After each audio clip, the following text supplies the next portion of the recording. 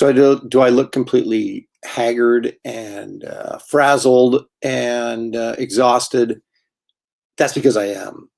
Welcome to, what am I calling this today? Aaron Live Leftovers Last Second Live Stream. Try and say that once fast. I can't even do it once. I have this big old kind of like baggy shirt on. Look at that. It's kind of terrifying. So here's what happened. We finished up Aaron Con on Sunday night. It was a huge success, smashing success. The ratings through the roof. The Nielsen ratings came back. I was the #1 rated live stream in the country that weekend. So we were very happy about that. And but I had a couple of sketches I didn't get done. Now, yesterday, it was 113 freaking degrees. And our AC is kind of on its last legs, so the air isn't really getting upstairs very well.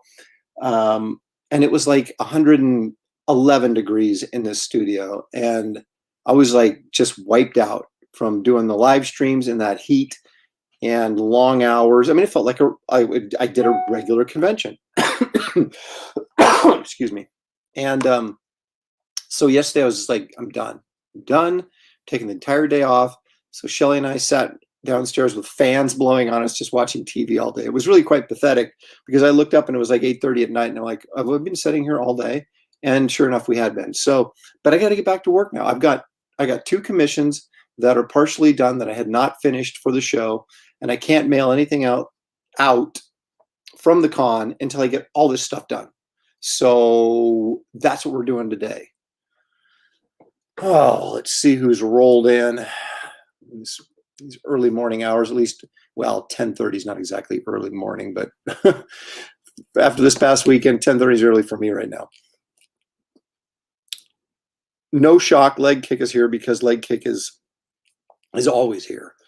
Hey, Lady Celtic Moon is making a reappearance. Howdy, howdy. Rodney's here.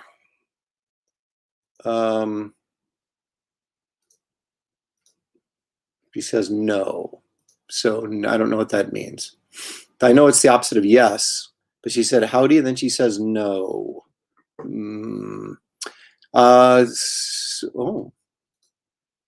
Stefan Serov is here. Probably didn't say that even close to being right. Sequential artist Thad, I don't know what that means. Jeff Potts says that as I order my lunch and have to go pick it up, I swear you artist guys have my office bugged. That's what we do, Jeff. We mess it up for you. Oh, not Thad. Meant that's Jawsome. Wow. Oh, I love Jaws so much, but at the same time, boo. I'm going to give you one of those. God, my voice. You can even hear it in my voice, right? It's like don't have much left. Is it the heat or the Aaron Con aftermath that made you look haggard? Both. Well, Jeff, apparently it didn't take you very long to go get your lunch. Well, my wife has one fan and my daughter has the other one, so I have no fan in here. And it's only supposed to get up to 92 today. It's 10:30 in the morning right now. I think it's only like 70 some degrees outside. So that's why I'm doing this so early, is so I can get it done before it becomes blazing hot in here. Yes. Well, actually, it's not. I can't do that anymore because this is not Aaron Con. This is Leftovers. But actually, you know what? It's still part of Aaron Con, so I guess it's Leftovers Aaron. Yeah, I think we can do that. Oh, no, she says no, because no, you look great. Don't I, though? This look fabulous. Thank you, Lady Celtic Moon. You're a sweetheart. I appreciate that. Hey, Alex Johnson's here. Well, look at. I like his little your little avatar icon thing up there next to your name. You're all dapper and you have your tie on and everything. Look very professional, man about town. Well, it's Louv, it's going, man. I'm tired already. I haven't even started. Oh, look, maybe you should take one more day off. A little late for that now, isn't it? Um, well, I wondered how long it would take.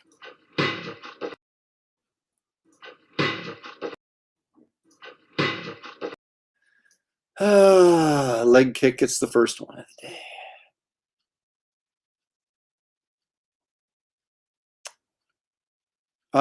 It's yeah, I was told my AC unit, I'd be lucky if we got through this year before it exploded. So it's just it's very weak and it's not particularly cold. And plus, stuff.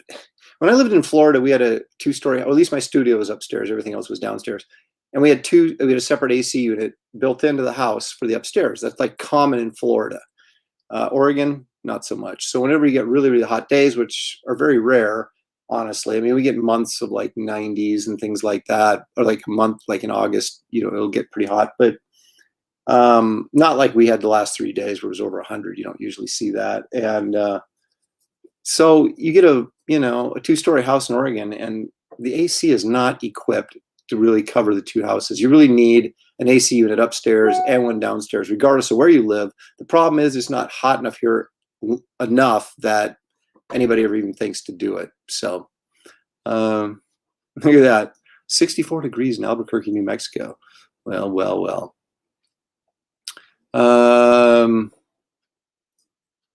Wow. Man, I'm starting to get the same kind of crap that Art to Bear gets. That's not right. Zane, you were like completely absent for the art sale. I was really saddened by that on Friday night.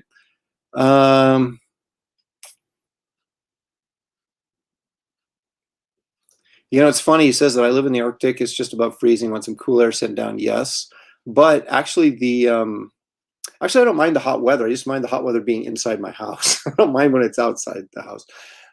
We were watching all day yesterday. We were like binge watching Alone, that show that we really drop people off like in the Arctic wilderness of Canada someplace, and they have to survive for 100 days. And if they do, they win $1 million. So that maybe it was you, Craig. Oops. Hey, John. I bet your AC works better than mine.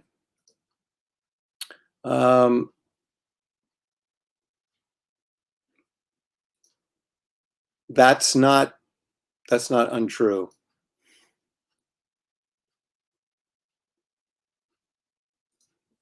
Zane wants to know if there's anything good left for sale. Actually, there is. I'm going to show you in just a second. Yeah, my daughter went to the beach on Saturday, I think it was, and had a pretty good time. So she said it was still really hot, but at least there you got the breeze coming in from the ocean and everything. So Johnny's here. Hey, Johnny, thanks for joining. It better. I just had to replace it all of it. See, that's what we have to do. We have to replace ours, and it's like 8 to 12 grand to get a. I mean, I couldn't believe it. I'm like, are you kidding me? You can get a new furnace, a really good one, for like $4 grand, right? Which is still a lot, but an AC unit, $8,000 to $12,000. Like, you got to be kidding me! I'm going to run that thing until it explodes, which is exactly what I'm doing, and we're suffering because of it. But anyway, yeah. So let's take a look at this. Zane Zelensky says, do I have any good art left? Well, I've always got good art left, but this is what's still available. 1970s Ms. Marvel, Wrights and Frankenstein, classic Iron Man. These are $200 a piece. Ms. Marvel's 9x12, Frankenstein's 9x12, Iron Man's 11x14. He was $250 over the weekend. I'm bringing it down to $200 because he's 11x14, but what the heck. Everything $200. Make it easy. If anybody wants one of those, let me know in the. If you want one like right this second while I'm live, you have to put in the comment section sold. Iron Man sold, Ms. Marvel sold, Frankenstein, whatever, and it's yours. If you're watching this after the fact, then you can like email me about it or message me about the art and see if it's still available. But again, there you go, Ms. Marvel 70s style in color. Look at that hair. Frankenstein Wrightson style, not in color. Iron Man Gene Colan style, in color. That's what I've got left.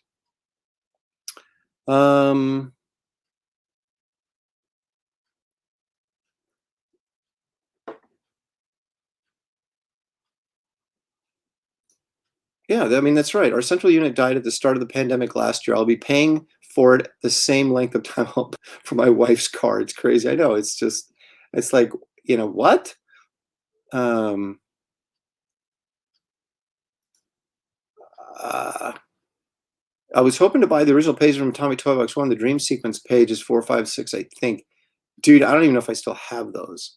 I might. Uh, I don't know what I've got left from Atomic Toy Box. Just, Facebook message me or something and remind me. I'll check sometime this week. I don't know if you're talking about the watercolor pieces with the pirate chick, I honestly don't remember if I still have those or not. I'd have to check.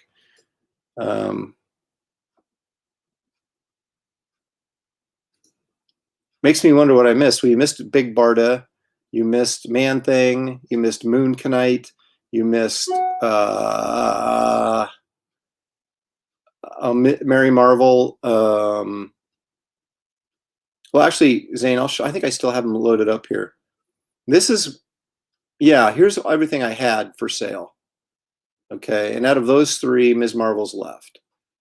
Out of those are both gone. Moon Knight's gone. Iron Man's still available. Then, of course, Doctor Doom and Frank is gone, but Frankenstein's still available. Those are the pieces I had up. So not a lot of chick art, but a lot of more classic Marvel stuff. Oops, hitting the wrong buttons. There we go. There we go.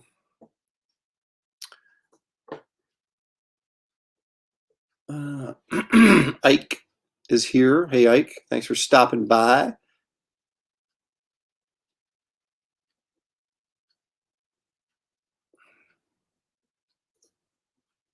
No Xena. I don't even know if that's a joke. When was the last time I did any Xena art? Oh my goodness.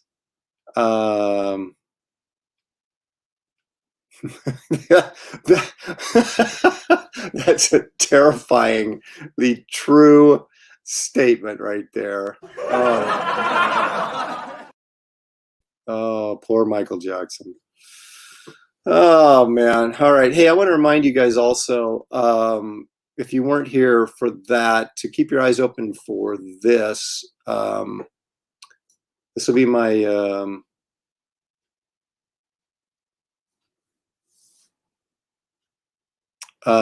this is my going to be my crowdfunded project coming up here shortly called Wraith of God, from my newly debuted Empire Comics line, published by me here at Cold Crocodile Press. I've got lots of nomikers.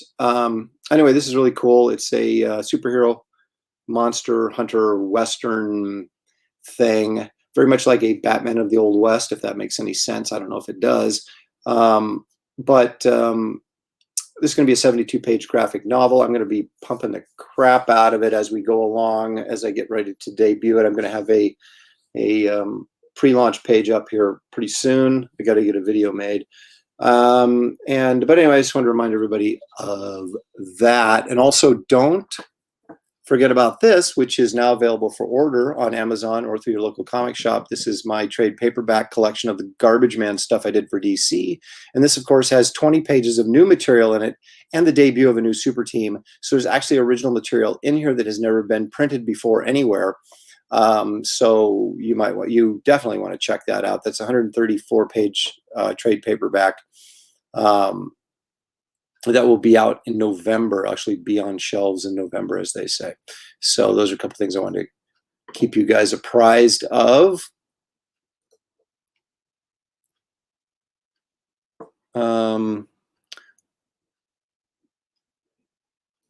Yeah, Zane, I know, but that was like, what, 100 years ago? Now, does this say, okay, take Frankenstein? That's not officially how we do it, Zane, but are you saying you'll take Frankenstein? Okay, so if you want Frankenstein, Zane, you PayPal me $200 plus $10 shipping, so that's $210. And make sure you put Frankenstein on there and make sure your mailing address is on there, even though I should have it someplace. But it's much easier if I can just go to PayPal and go, oh, and just do the whole thing through PayPal, print out the printing label and send it off to you. So if that's what you mean by take Frankenstein, then that's what you need to do. So Aaron at aaronlopresti.com at PayPal.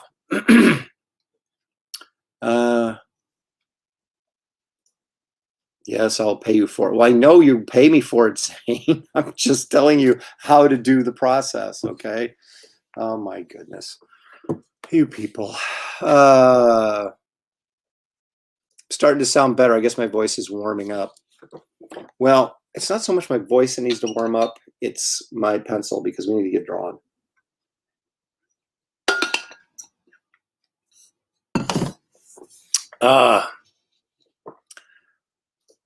Yeah, Johnny, it's cooling off. It's not only supposed to get up to 92 today, and then like in the high 80s and the low 90s the rest of the week. So that's what I like to see. John Smith. See, John Smith's ahead of the curve, man. He just ordered a Garbage Man. It just became available like on Friday. So way to go, John.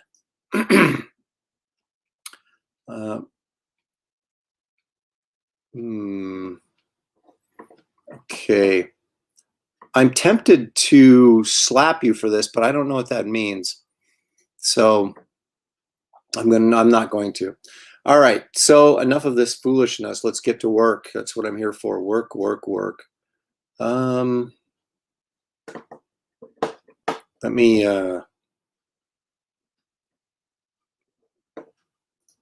yeah, except I'm not crawling up my 15-foot. The lowest part of my roof is 15 feet off the ground. I'm not climbing up there. Someone once told me that most injuries or deaths occur of men over 40 or over 50 falling off ladders or something like that. So I'm not going to add to that.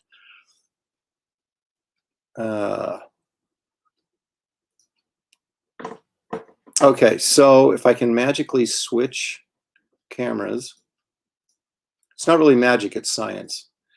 All right, there's Wonder Woman. She's already drawn, but I got to ink her and do the marker stuff. Oh, do I need that light on? No, I don't think I do.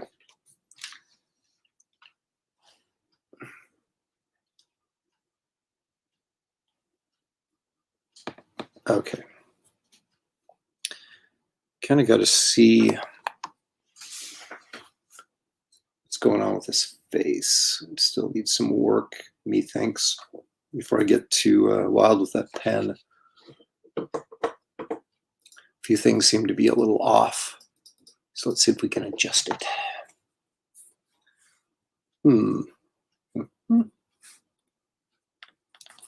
It's always getting, when you do these straight on shots, getting the jawline straight is remarkably difficult. You wouldn't think it would be, but I don't know, maybe you would think it would be. I don't know what you'd think, but it is hard to get everything lined up. The funny thing is we tried to get the eyes even. If you look at anybody's face, their eyes are not even. No one's eyes are even. And yet that seems to be what we always try to do, because when we do a drawing and the eyes aren't even, you're like, God, that looks weird. But in real life, everybody's eyes are off center. It's very strange. No, I'm not trying necessarily to encourage you to go get in somebody's face and really look closely at their eyes, especially if you don't know them. But it is true. People's eyes are, one is always higher than the other. So we don't have perfect symmetry on our faces, even though we try to replicate perfect symmetry when we're drawing. God, I can't, it's too dark in here. I can't see. Hopefully that won't make, there, that's better. I have such a difficult time trying to get the exposure right off this white paper for you guys to be able to see, and then without it being too dark that I can't see what I'm doing. Ugh, that nose is terrible. Try this again.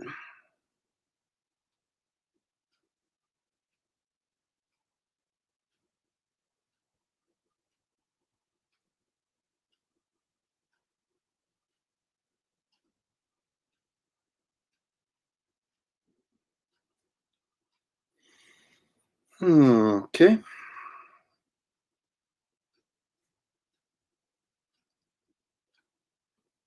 those pupils in there. All right, I think we're ready to rock and roll. Moving right along.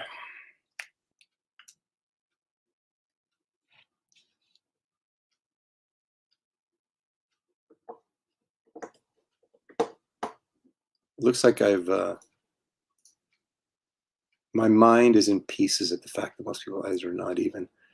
I've disturbed Ike today already.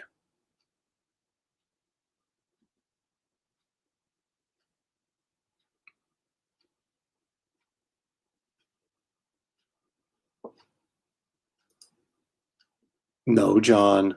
And then he figured it out. Oh, wait, I was talking about what I have. Okay. Past Master Dan says, yeah, it's okay to me. So, all right. I assume he means lighting.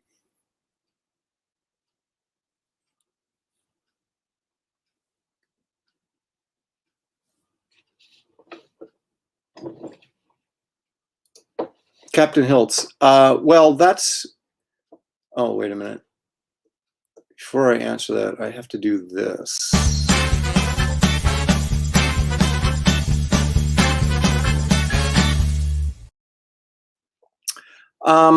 I assume you're talking about Garbage Man. Well, okay.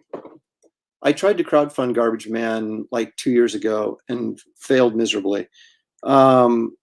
So that's one reason, but I'm not doing it through Amazon. Dark Horse is.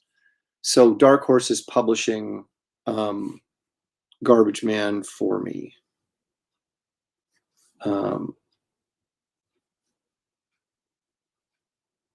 So that's what that's all about.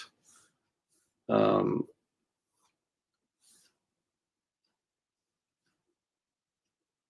went the crowdfunding route, and I tried some stuff that probably wasn't wise, but I was trying to prove a point at the same time.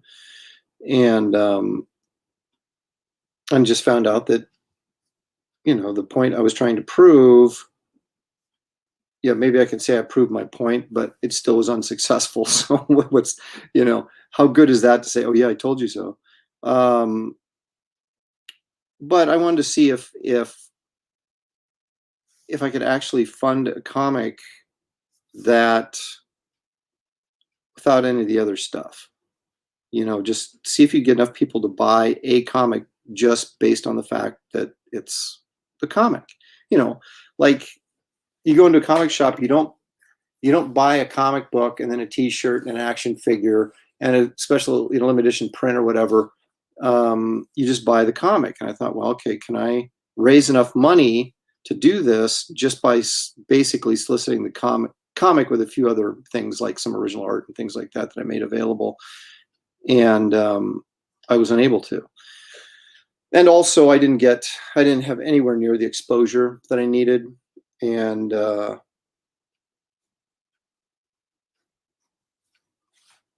you know, I had just started this YouTube channel.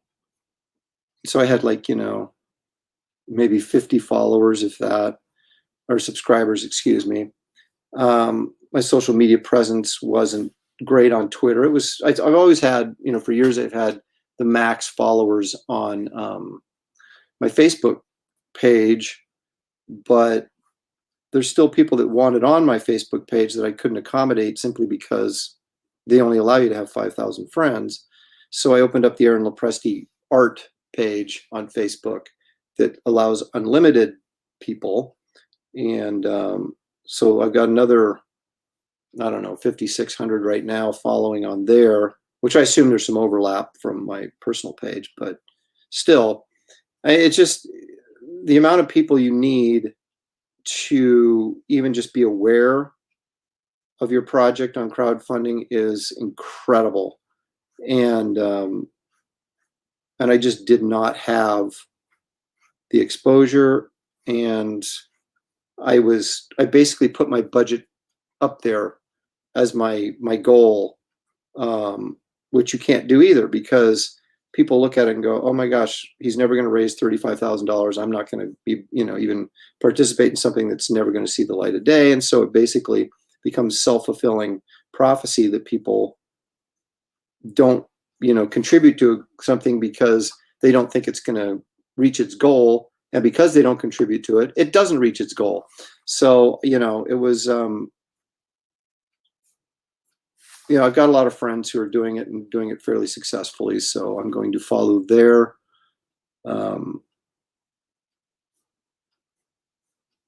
guidelines this time instead of, trying to do it my way. And hopefully we'll be successful with Wraith of God, because quite frankly, I'm going to do it. I'm going to do it regardless. So I'm going to put a very low financial goal on the book that is really not going to pay for it getting done, and hope that I get, good enough numbers to actually pay for the book. But I'm finding a way to do it, because I have to get out there and start doing my own stuff. I cannot continue to basically work for hire and not own anything and not get any of my projects and stuff out. And I've been doing that long enough, and it's time to get a little bit bold and try and get more of my own product out there. Now I can get stuff published through Dark Horse and other smaller publishers, but there's almost no upfront money. There's a little bit, but it's more of like an advance you'd get on a book, which is, if you're doing a novel or a book for a book publisher, you'd get an advance against sales on the book, but it's usually very low, and like not even enough to like get you by for a month, right? So it's like you do it, and yes, the publisher covers the printing costs, but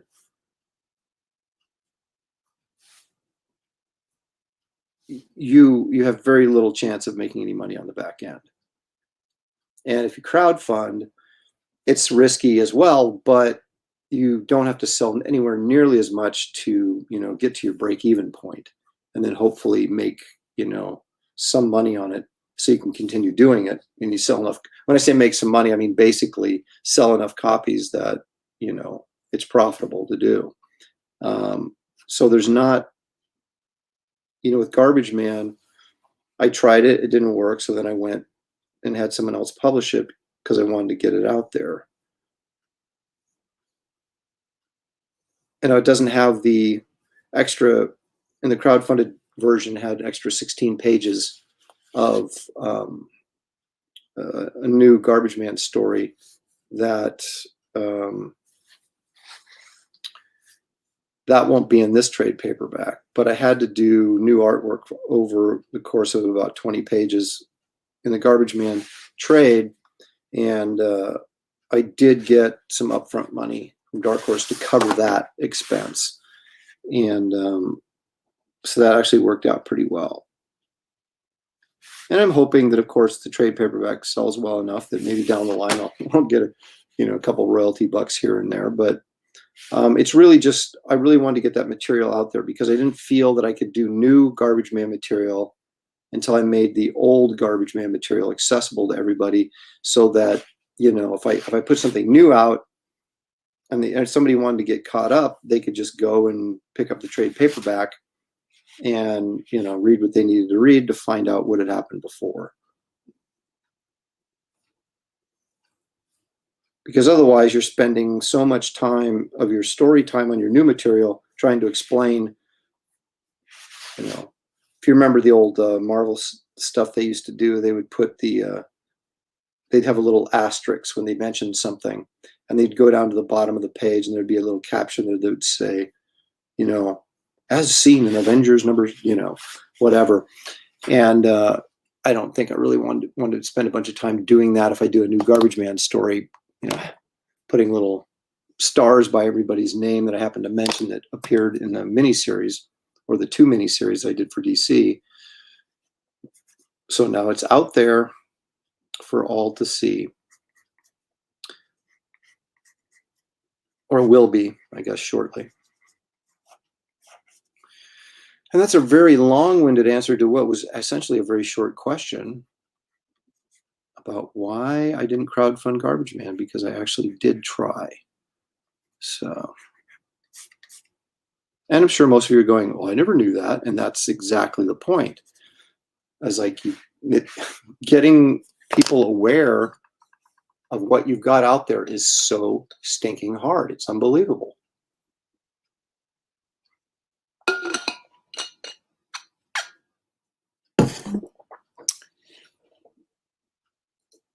Yeah, it was, I guess, to a certain degree, it was but my feeling about crowdfunding is, and I still feel this way, that your price point is so high. Now, what I'm going to do with Wraith of God, that's a 72-page graphic novel. So it's going to be a fairly hefty volume, and I'll be charging the same for that everybody else is charging for a 48-page comic book, which is, the $25 or whatever, right? But it seems to me if you do that once in a while, that's fine. But how do you sustain that? How do you get people to pay you $25 for a comic book every month? You can't do it, right? So I'm trying to, and I'm still trying to figure out a way to get the price down so that you could put out a book regularly and get a regular audience and a regular readership for a title, or maybe more than one title. But you certainly can't do it at $25 a pop. So, the Wraith of God thing was originally designed to be about a three or four issue miniseries, and so I'm just going to collect it as a trade and sell it as a trade, so that that the price point for a trade paperback that's not bad. I mean, it's a little high, higher than what you'd pay at Marvel or DC for a reprint collection, but this isn't a reprint collection, it's brand new material. So if DC was publishing a 72-page graphic novel, brand new material, you'd probably be, close to $20 on that too anyway. So we're going to be right in that ballpark for what you're getting. And I'll be offering other things too, along with it, to kind of hopefully punch the dollar amount up so I can actually afford to do it. So, or I should say do it without losing money, because I am going to do it.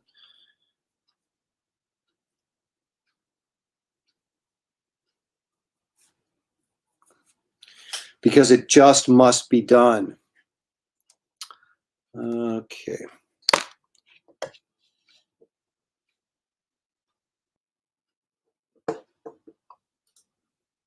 Well, and that's the thing. I mean, the interesting thing about it is that the printing cost for 72 pages as opposed to 48 pages is not significant.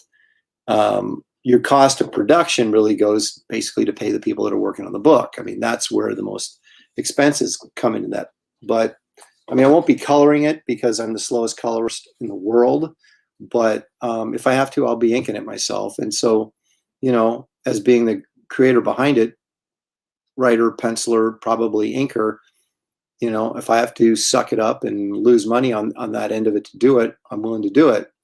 But my basic thing is I gotta make enough money to pay the colorist, and I gotta make enough money to pay the printer. And beyond that, I may be working for free. I don't know. We'll see. But I think it's really, really good. And I'm not just saying that, I really do. And I'm confident in my art abilities, obviously, and to really deliver something that's top notch. But I think the story is really strong. I mean, honestly, I had the script. Started developing the script back in the late '90s because it was going to be a pitch for the Marvel's Western Ghost Rider, kind of a revamping of that. And they had no interest in it. Well, they had no interest in me at that time, was probably the more truer statement, regardless of what I might have been pitching. And so I said, okay, and I'll just turn it into my own, property. And so I'd work on it on and off. And obviously I got fairly busy for decades working for Marvel and DC and others. And so I would noodle away at the script, and something would come to me and I'd think, oh God, I need to, do that. And, you get an epiphany about the characterization or something like that. And then then I would go in and develop it further and change stuff. So I've been working on the script for over 20 years. So if it's not good, that must mean I'm a really crappy writer. But I've had plenty of experience writing. And those of you who followed me for, most of my career know, of course, that I wrote and drew issues of Sludge, Xena miniseries, You know, I did a Batman story for Legends of the Dark Knight that I wrote penciled and inked. A Wonder Woman story for Sensation Comics that I wrote penciled and inked. Metamorpho miniseries for DC, of course, Garbage Man. Maybe some of you may remember this, Power Cubed. This was another project I did through Dark Horse. This was a 4-issue miniseries, and it's also available in a trade paperback with the cover to the left. Was the cover they used on the trade paperback. But so that was a 4-issue miniseries that actually was fairly entertaining and sold like crap. So this was actually the first book in the Lopresti-verse that Dark Horse put out for me. And so they were the logical people to go to go back to address the Garbage Man book as well, since I you know, have a relationship with everybody there, and Mike Richardson, the publisher at Dark Horse, I've known him since he was a comic shop owner back in the early 80s, and before he even got into publishing. And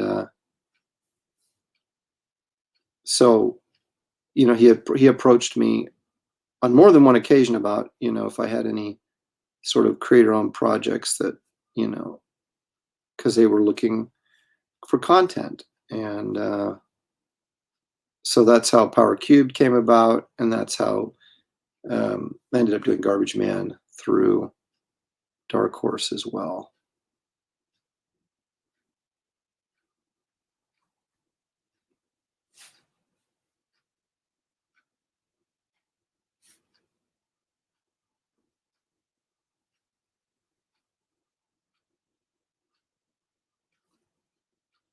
But I'm very excited to do Wraith of God. In fact, here's some art from. This isn't going to be used in the. I might throw it in the back of the graphic novel, but the story. This is the opening, the original opening I had. And that page goes to this double page spread, and this I did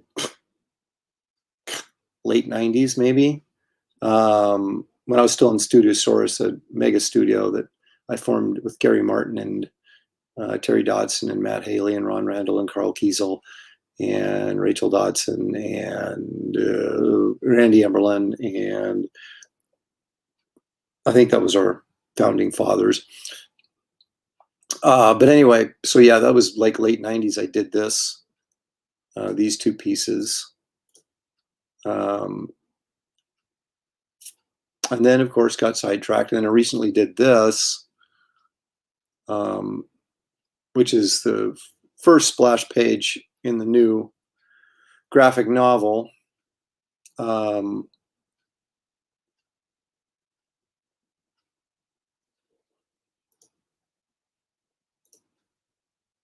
So I mean, that gives you an idea that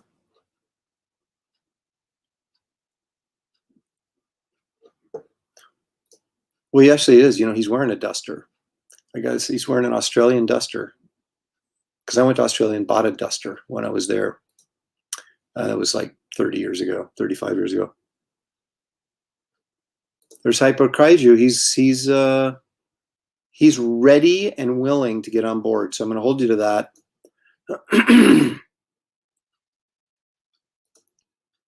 Dark Horse's office still, yes, it is still in Milwaukee, Oregon.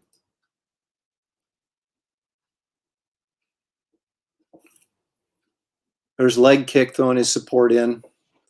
And I appreciate it. And I am going to keep, as my wife says, I've become addicted to live streaming, but it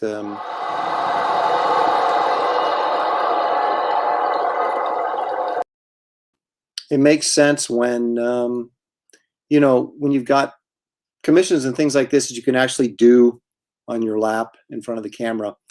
You know, why not do it live, right? And so we're pretty much inked with her. I'm going to marker her up now. You know, makes sense. You're absolutely right. This is my storefront now, and thank you, sir. And that's what I plan to use it for. I mean, I don't even think you can be successful independently if you don't have some large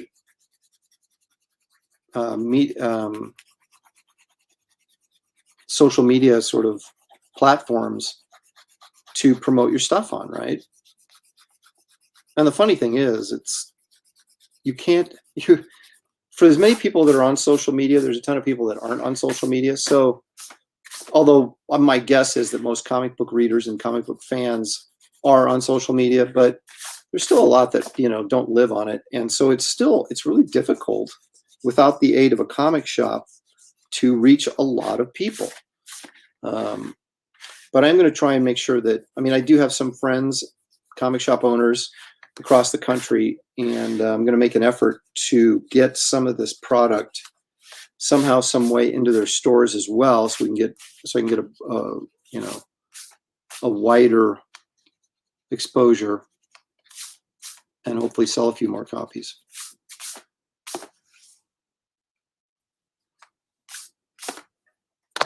All right. I am going in with a warm gray marker here. Oh, and before I forget, probably most of you already have, but if you haven't,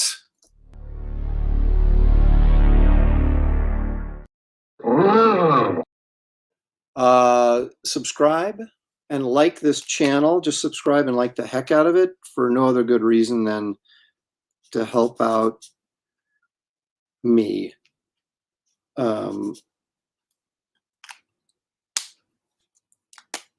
Yeah, that wasn't a great sales pitch right there, but as you can see, I'm still struggling with fatigue over the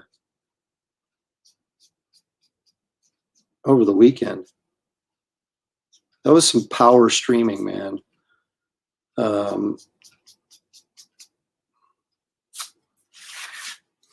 If you haven't checked out the live stream I did on, holy crap, is this going dry? I just filled these up. Granted, I did use them a lot during the weekend show. Oh, I'm gonna have to refill it. Hang on. No, you haven't checked out the Saturday show. The first part has the Simon's Sons interview, and it's pretty good stuff. And it shot my ratings through the roof. So, well, it did. Excuse me.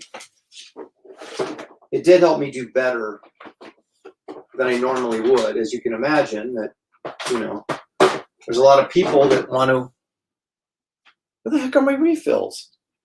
Shelly was in here cleaning, and look what's happened.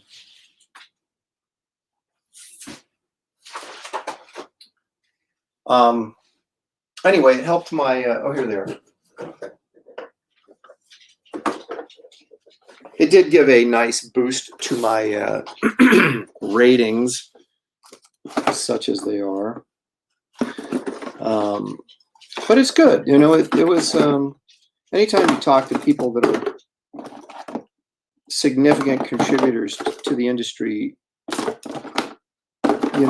legendary type contributors to the industry, you're going to get some attention. And for crying out loud. Well, my W0 refill seems to have. Of course, it's the one I'm looking for, right? I can find all the other ones, but the one I'm looking for, nope, not there. All right. Well, I'm going to just squeeze as much ink out of this sucker as I can, because I really am just going to use this to wet the paper anyway, to kind of give me a foundation to better blend my flesh tones on. And I'll just move up to a 1 and a 2, which I do believe I still have ink in those.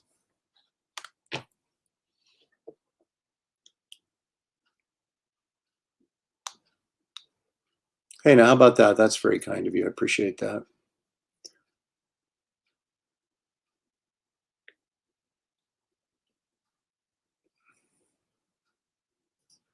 I wish we were still all teenager.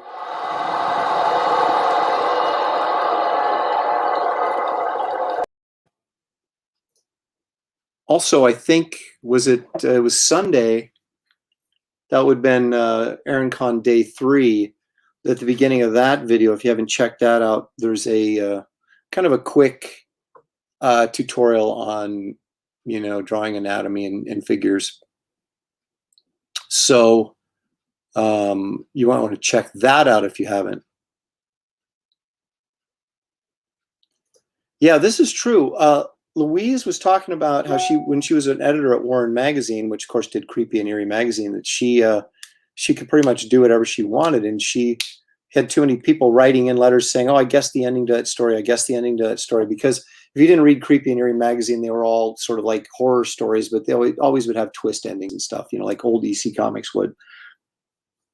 And they were really high caliber talent, so the stories are all well written and well drawn, for the most part. And she said she basically put out an issue that none of the stories had the endings to them, and you had to guess all the endings, and then whoever guessed all of the endings won a prize or something. And I just thought that was so incredibly intriguing, and I had not heard of this or seen the issue either, but now I want to hunt that down. I guess I should have asked her what issue it was, but she probably wouldn't have. I'll bet she wouldn't have remembered, but it can't be that hard to find. But that's the kind of stuff you get, when you talk to people that have been in the industry as long as they haven't accomplished what they. Oh, wait a minute. I switched on to. I'll get to you in a second. Yeah, but when you talk to people that are, of course, like legendary and have done so many things, that the stories are always. They always come up with stories and you just like can't believe. You're like, really? Wow. So that was quite a blast to have them on.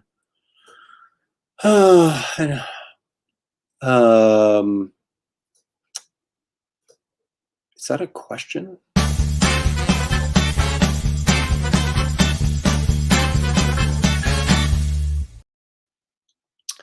Will you be back on the con circuit as they pick back up, or are you over them? No, I'll go. I love going. See, here's the problem that I have. I mean, if I could do ErinCon and do as well doing ErinCon at home, excuse me, as I drop my art, as I do going to conventions, I would just, do ErinCon, which is true. I because you take out the travel expenses you no longer have. And so, you do something online like this, and it's any money you make is pure profit, right? Because you have zero overhead. And so that's intriguing. But the problem I have is I am a comic book collector. And I love going to shows. And actually, I do prefer interacting with readers, face to face, as opposed to online like this.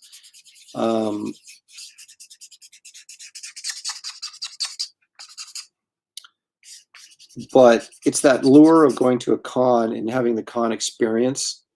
Because I remember when I was a fan growing up and going to cons, and they were the greatest thing in the world. I mean, I would really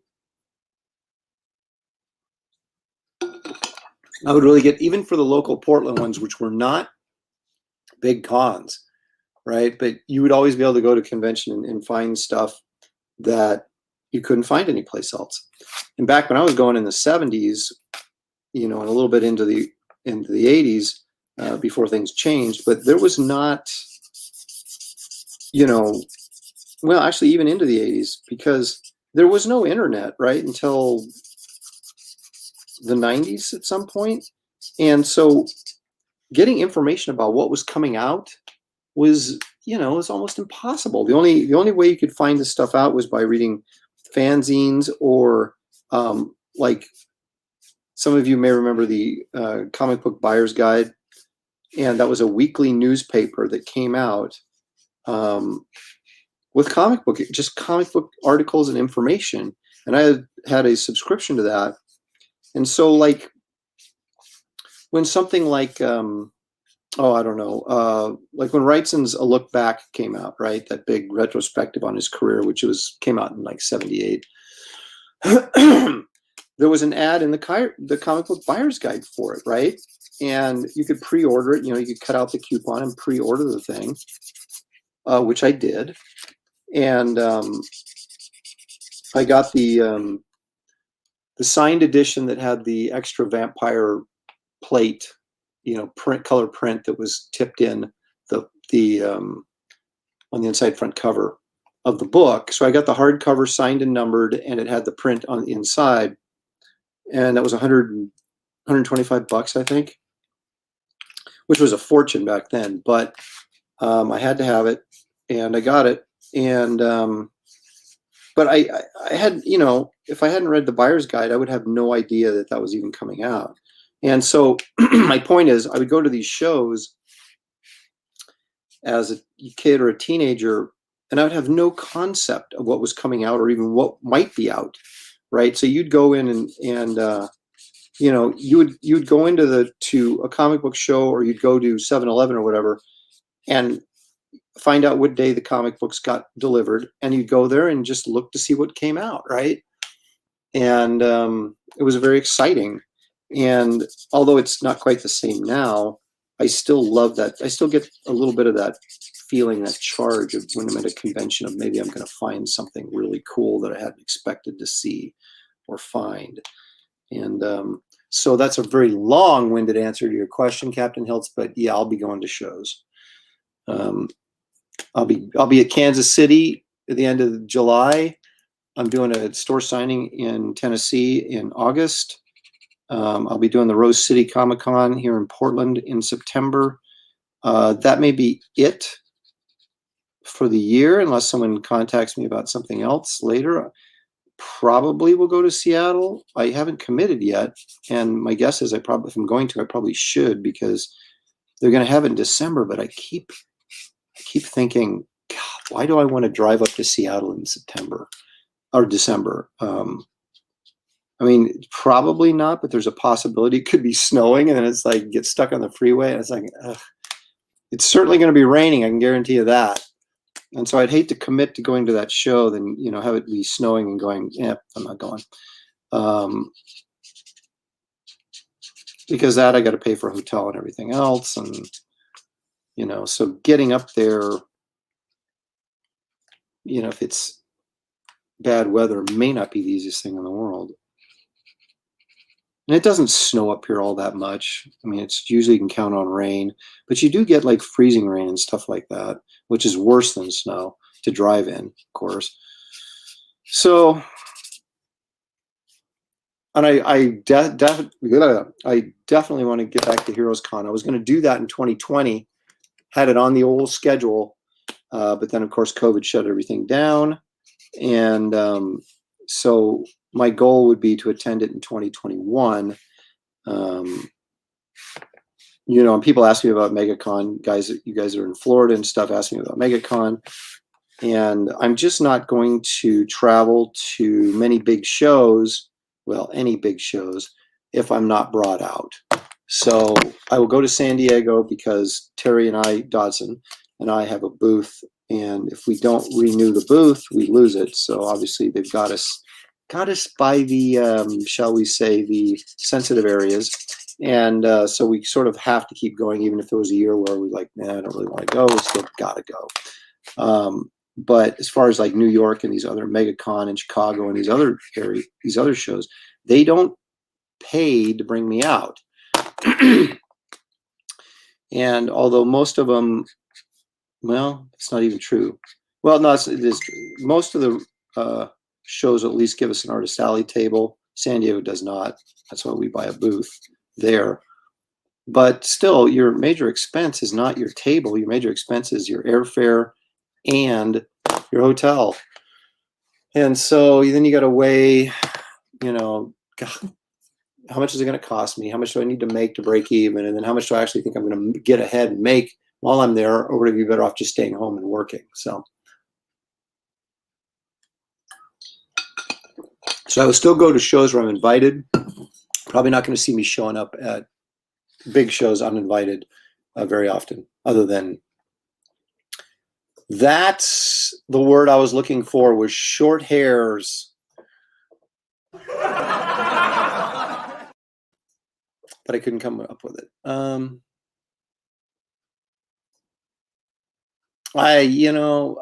don't miss it either. I wish I could miss it. No, we're getting out of Oregon as soon as we can. My daughter's in college right now, and as soon as we figure out where she's going to end up, we're going to try and figure out if we can somehow find a place that maybe splits the difference between our kids.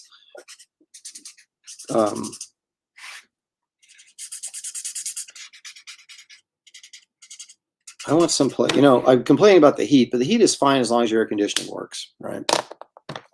And I'd much rather have sunshine most of the time than rain most of the time.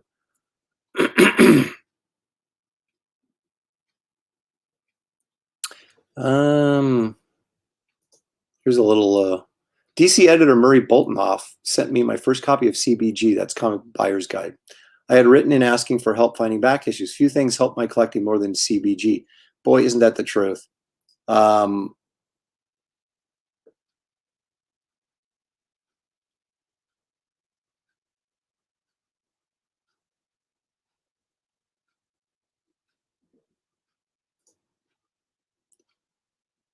He was by the comic dealers. It's interesting. Well, yeah, but Neil has his own big thing, has this huge, he's in Emerald City now, they basically put all the artists, if you're an artist ally, they just put it on its own floor, right? And then if you're a exhibitor, regardless if you're an artist, a publisher, a retailer, they put them all together. So I want to say all the publishers like Boom, it was usually right in that walkway between the two the two rooms on the second level, and then but all the other publishers are in that room with the comic book dealers. So Neil would have been there because of continuity, probably representing himself as a publisher. Yes, J-Dog, I know I was here. I was sweltering in it. But yeah, it was hot. See, John has a toy spending problem as much as I have a comic book spending problem. The difference is comics can fit in a box in your closet like mine do. However, toys take up space, toys and statues, and John has a real toy and statue problem. But I want to get back to, hang on one second. I want to get back to, I hadn't really planned on doing this. I was just going to draw. And I wasn't really going to turn this into some sort of regular Aaron Live show, but bringing up the Comic Book Buyer's Guide reminded me of something that is sort of old and nostalgic that I want to show you guys. So talk amongst yourself just for a second. Actually, we'll just take a second because here I come. All right. So back before the internet, right? Some of you may remember that time. I do quite well. I had the CBG, right? And that's where you would go to find, well, like I said, just about everything comic related that was for sale, because people would run ads and all sorts of things, right? So this guy took a full page ad out because he had a lot of Golden Age books, and he was doing a auction, but it was a phone auction because there was nothing online, right? So you had to, if there was a book you wanted, you'd call in and go, okay, I bid $300, and he'd mark it down, right? And I can't remember how he let you know. Well, I think we got to the end, like everything was on a time limit, right? It was like a, he said the auction is going to be over at 3 o'clock. So you call him at 3:55 and you say, okay, am I still the high bidder? He's like, no, now it's up to 400 or whatever. It was very archaic. And so, but anyway, he had a book that I wanted. And so I was doing this and I bid, I bid, three. I said, okay, what's my I guess you just phone in your maximum bid, right? And you don't get into this back and forth bidding war, right? So I phoned in and bid, I can't remember what, $300, right, for this book. And he says, okay, it's yours. And then, I'm like, all right, yeah. Then he calls me at whenever the auction was over, say 2:00. He said he calls me at 2:01 and goes, oh, someone called right after you and bid it up. And I'm like, what? You said it was mine, so I was very pissed. So I had to go up to I think 350 or something to get this. But this is the book I got on a phone auction, right? That's a very nice, you can tell, it's a very nice high-grade copy of The Mask of Dr. Fu Manchu, which was published by Avon Comics. And this is a Wally Wood cover. And not only is it a Wally Wood cover, he did the interior too. So it's a sweet book. And it's hard to find. And it was one book that I'd seen the cover of in the Price Guide, in one of the photo cover galleries they run in the Price Guide, the Overstreet's Price Guide, when I was a kid. And I thought, oh, that's really cool looking. And so I found it. Now, the deal with this is, although it's in really nice condition, it's been pressed, but that doesn't count as restoration. But there is a color touch right there on Fu Manchu's nose spot, right there. So technically it's restored, but it's very mild restoration. And it's just a really tough book to get. So normally I don't get restored books, but in this case I did. And I said, what the heck? And so I got this courtesy of the Comic Buyer's Guide. So anyway, I wanted to share that with you since we were talking about that. Okay, there we go. Now we have a question.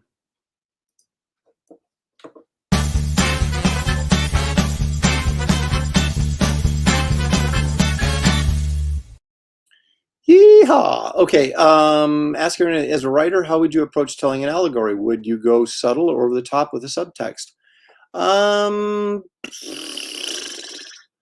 Depends on this, I don't know, this isn't really an answer, but it depends on the, excuse the werewolf arm there. It depends on the subject matter. I mean, I've got a series, well, let me tell you, I think subtlety is the best way to go, because it depends on what let's say it's a religious, a Christian subtext or a political one, right? Those are kind of things that polarize people, right? You have people that, if it's political, that may, or even, religious, you'll have people that will read the story that agree with you, right? So they're all on board for you being really obvious and pushing the message because they agree with you. But then there's a lot of people reading it that don't agree with you, right? And so then now if you're pushing it too hard, you're turning them off, right? And so not only do they not want to read your comic book, but they don't want to read anything you do anymore because, oh my gosh, all that guy does is preach to me or, try to push his ideology on me. And I mean, that's what so many people are annoyed with Marvel and DC right now, right? Is because they're pushing social agendas, like overtly pushing social agendas on people. And that's fine if you agree with it. But if you don't agree with it, you're pissing people off. And that's really not the purpose of doing a commercial product. You don't want to piss people off. What you want to do is encourage them to buy your product, right?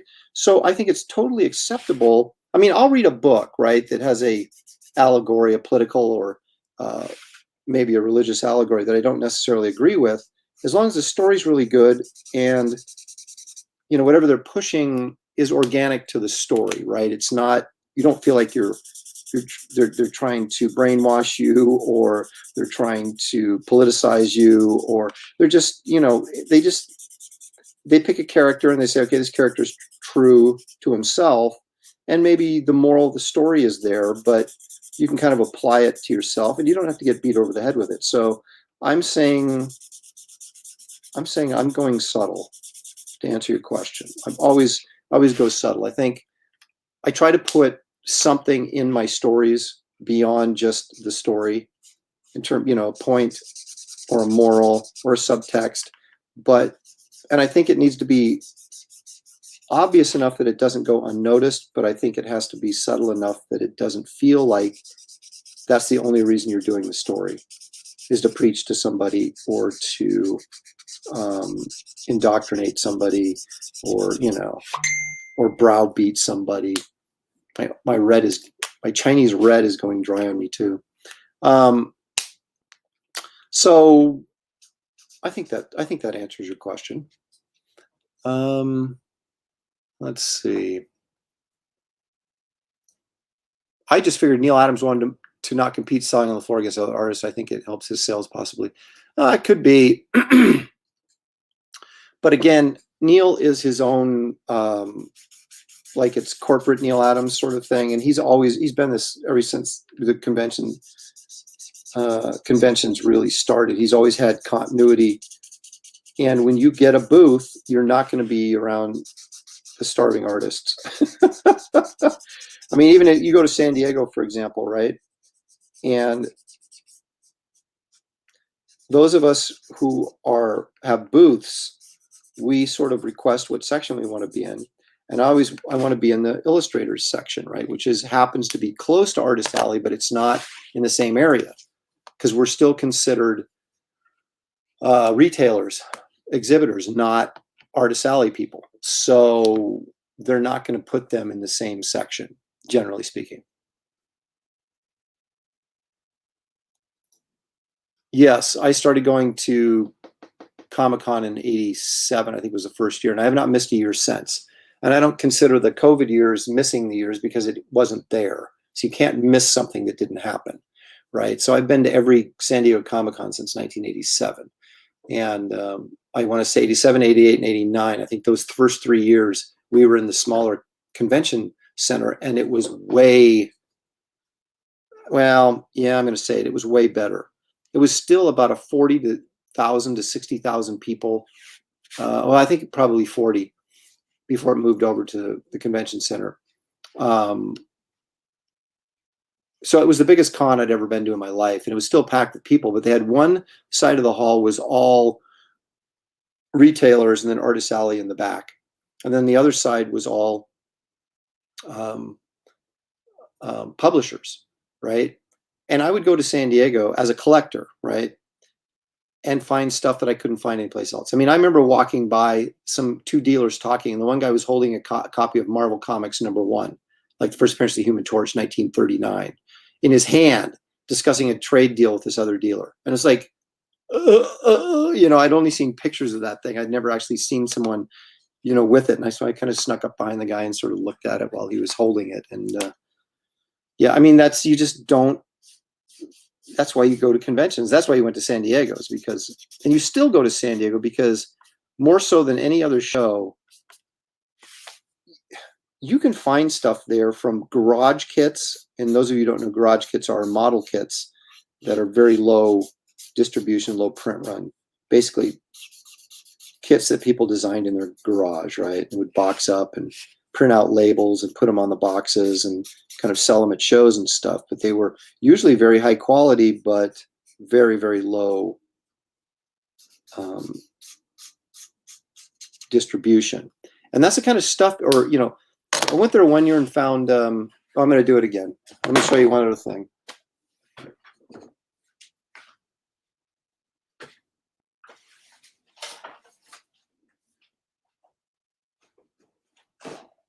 Oh, I got to wipe the cobwebs off this thing, but I still haven't put this together, but I got it. I mean, I probably got this 20 years ago. Okay, check this out. This is a Creature from the Black Lagoon, right? Now, this is a typical garage kit model, right? So you got this black basic cardboard box.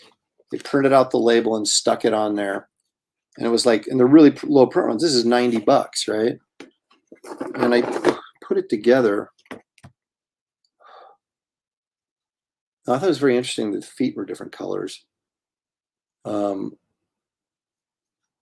it's really a fantastically sculpted model. But I just haven't finished putting it together. And I don't know why, because I still think these are plastic. I don't know why they switched the colors. Maybe they had someone else produce parts of it. You know what I mean? That's why it's a garage kit, right? It's not something that's mass produced, you know. And so you got your arms here. And those of you guys that are, you know, that are model guys know that you sort of have to heat these vinyl things up with a hair dryer to sort of make them pliable so you can make them fit right before you glue them on there. But yeah, so I got this, and I'm not kidding. It was, you know, at least 20 years ago. And there it sits, still not completed. And then from the same guy, I got this, which again is just a tremendous sculpt. I actually did put this together. It's up on my shelf, but I just show you the box.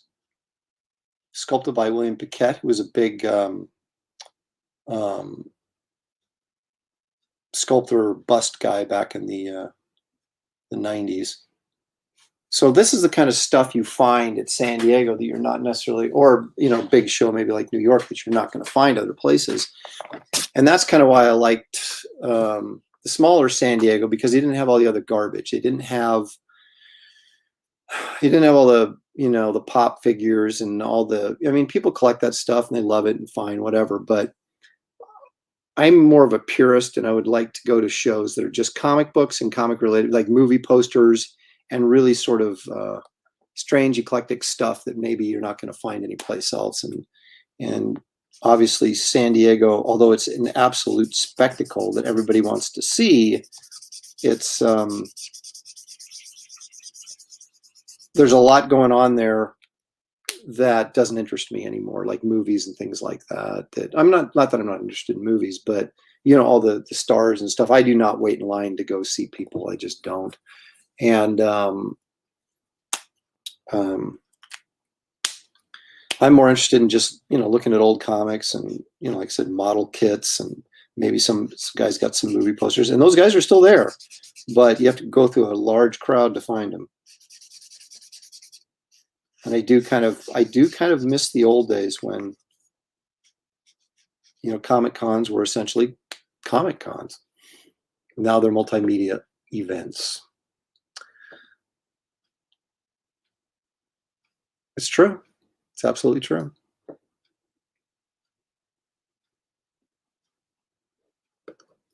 Yeah, I mean, it is. That's like high quality stuff, and that was you can still find that stuff, not as regularly, because the booth prices are so stinking high that a really small manufacturer of something, or a guy that's, you know, basically doing his own model kits out of his garage or whatever, you know, it's tough to drop a couple $1,000s on a booth, and then, you know, and then plus all your travel expenses and your hotel expenses or whatever, and then try and break even selling enough product, you know, make it worthwhile to go.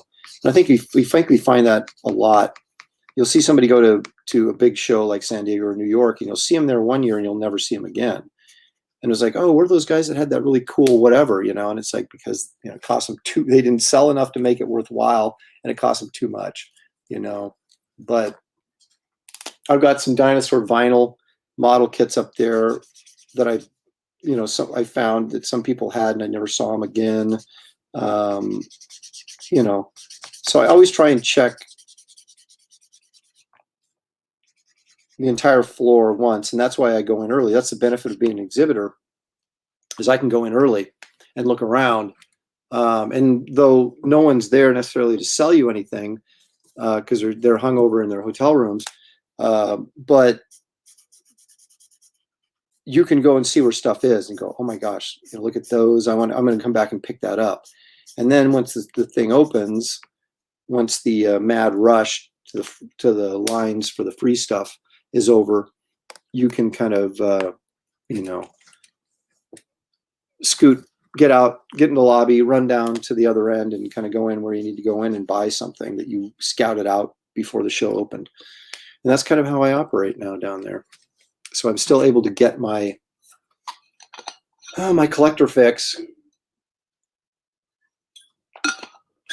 as well as, you know, man my booth.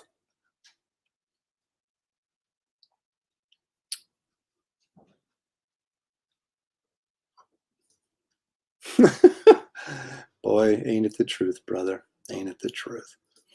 You know, I used to like the golden age of Hollywood, right? we're talking 30s and 40s and maybe a little bit into the 50s. For my money, the 60s ruined everything. And this is what I mean by that. It's like, well, I won't get into politics and culture, but just specifically Hollywood. It's like when they broke down the studio systems, there's, of course, at the time, there's this feeling that, well, now that, no one can tell me what to do. I can negotiate my own deals, blah, blah, blah. But what we also found was that a lot of the two things that are most important in Hollywood, I think, is one, the quality of the pictures. And so a lot of quality, I think, was lost, or quality control. Okay, there's still quality movies being produced, but there was some quality control lost when the studio system went under. And then, not to say that every movie they made was great, but under the studio system, but I think that, look at The Creature from the Black Lagoon. That was a low budget, schlocky horror film that was really good. Now when you get low budget schlocky horror films, generally they're not really good. Although Sam Raimi and some others have done some low budget stuff that's really pretty good. But anyway, my point being, you lost some quality control, but what you lost even more so was the studio protecting the stars. Okay.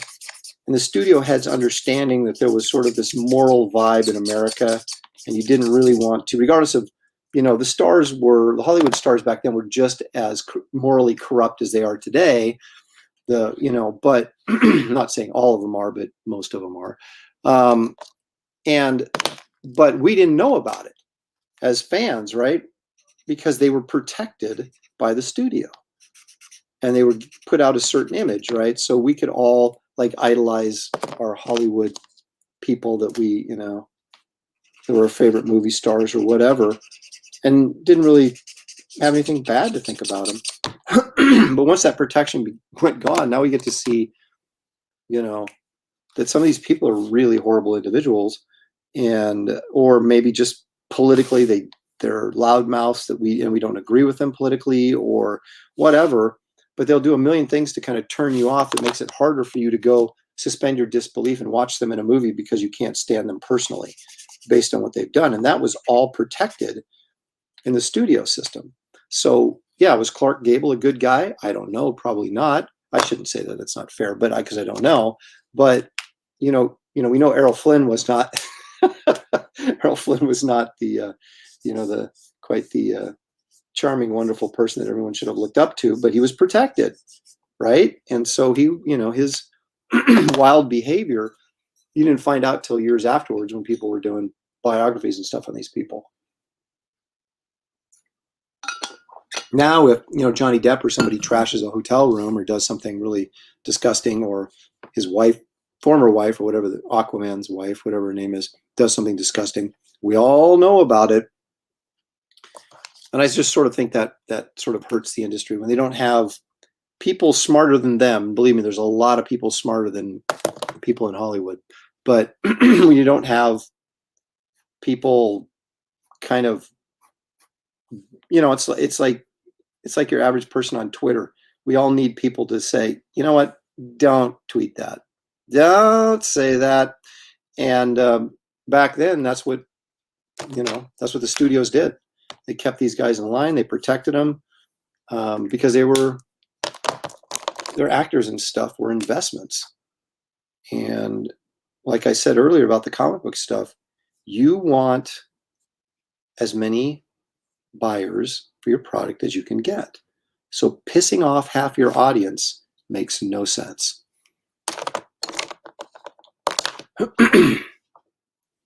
Or sometimes pissing off more than half your audience.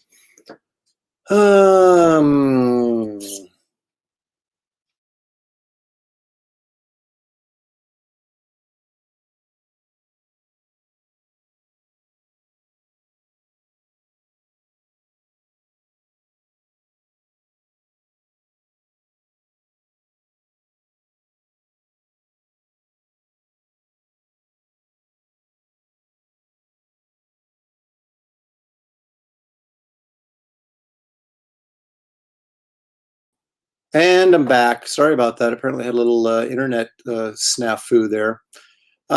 Anyway, where was I? I was trying to do no. Wait a minute. What was I doing? Here it is.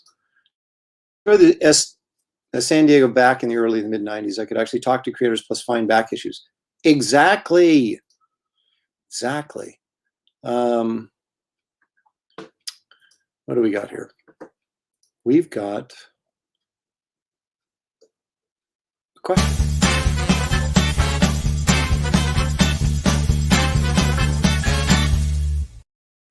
Which Wonder Woman costume do you like the best? The one with the Star Spangled Bottom or the one that is more like armor-like?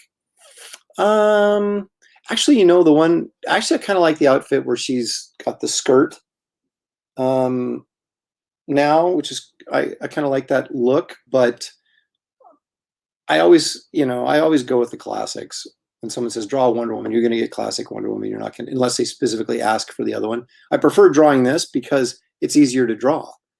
This goes back to the old Gil Kane model of superhero costumes. They're just painted on over the figure. So I get to do figure work and then just draw a couple lines to indicate the costume, but it doesn't really disrupt the figure at all.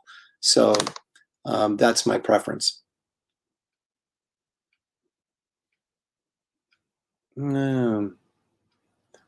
Sequential Artist says, just got my Raw Imagination sketchbook in the mail. Still in awe you sketched MODOK. Thanks again, Aaron. Got to go to work myself now. Have a great day. Thank you, Sequential Artist. And thank you for buying the book.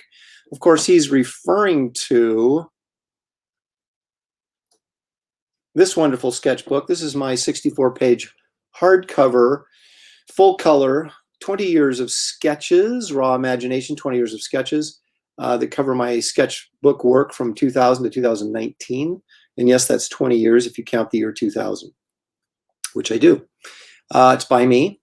There's my name to prove it. It's got all sorts of stuff in it, not a lot of superhero stuff, but it's got actually no superhero stuff, but it has all sort of fantasy, humor.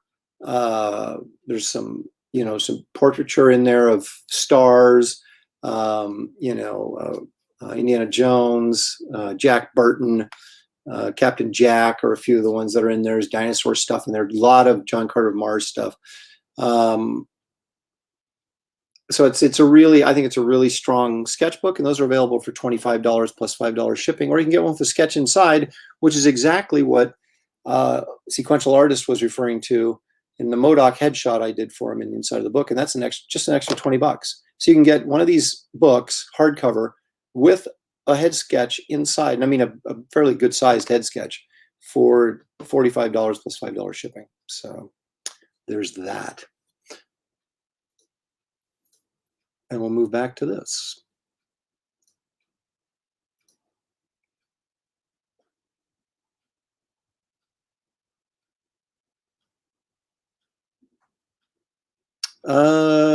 LCS, that is a local comic shop. People who run my local comic shop are extremely mouthy about their politics, both in store and on social media. It makes me feel downright unwelcome there a lot of times. Yeah, it is interesting how politics have become so important to everybody. It's kind of like the new identifying feature. And it's kind of like, I used to be able to go and have discussions with people that maybe didn't agree with you about certain things, and move on and go have lunch or whatever, and it was no big deal. Now it is like a big deal. It's like, I can't talk to you. You don't think the same way I do. It's very scary in a lot of ways. And I see, I'm not taking a stance here because, like I said, I don't do that on this channel. I'll discuss my views privately with people, at shows and stuff. I don't shy away from it, but I don't think this is the right platform to be doing that. And like I said, most people I think are annoyed by it. I mean, most of us just want to live our lives, right? And, we vote how we vote, and we hope the best for, everybody I think actually hopes for the best. But I'm not going to disavow somebody because they didn't vote the same way I did. I mean, that's just silly. I think we should be judged on our moral character, not, who we might necessarily at any given point think would do a better job as president than somebody else. I mean, it's just dumb. So anyway,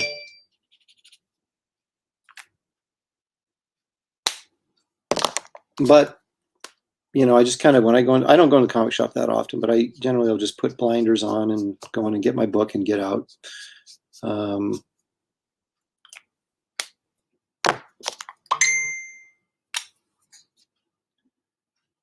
But I don't go into comic shops that much anymore because actually I have to drive,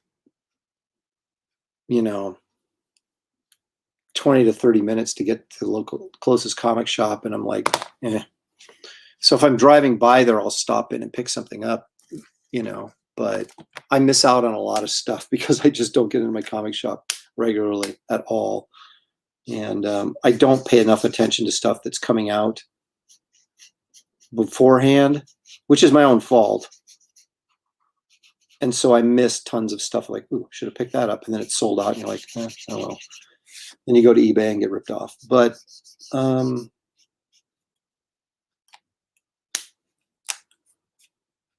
I still love comics. I still love reading comics. When you're working all the time on comics, it's hard to, if I had a comic shop that was within stone's throw of me, I'd probably be there all the time, but I don't.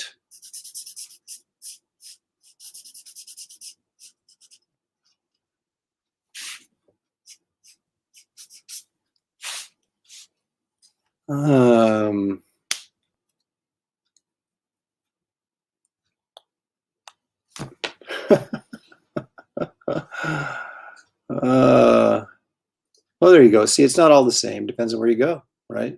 Depends on where you go. There's somebody pumping me up. Captain Hiltz says, really is a nice little sketchbook with a signed head sketch. It's a steal. He's correct. Thank you. Appreciate that.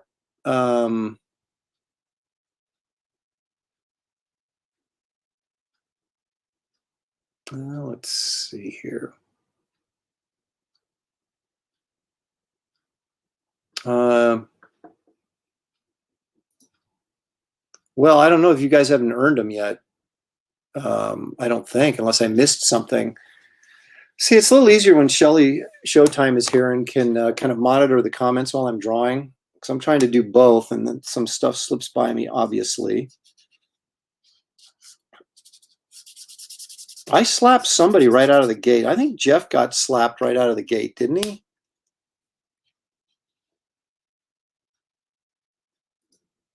Yeah, see, Jeff has jumped into the serious conversation of the day as opposed to just trying to annoy me.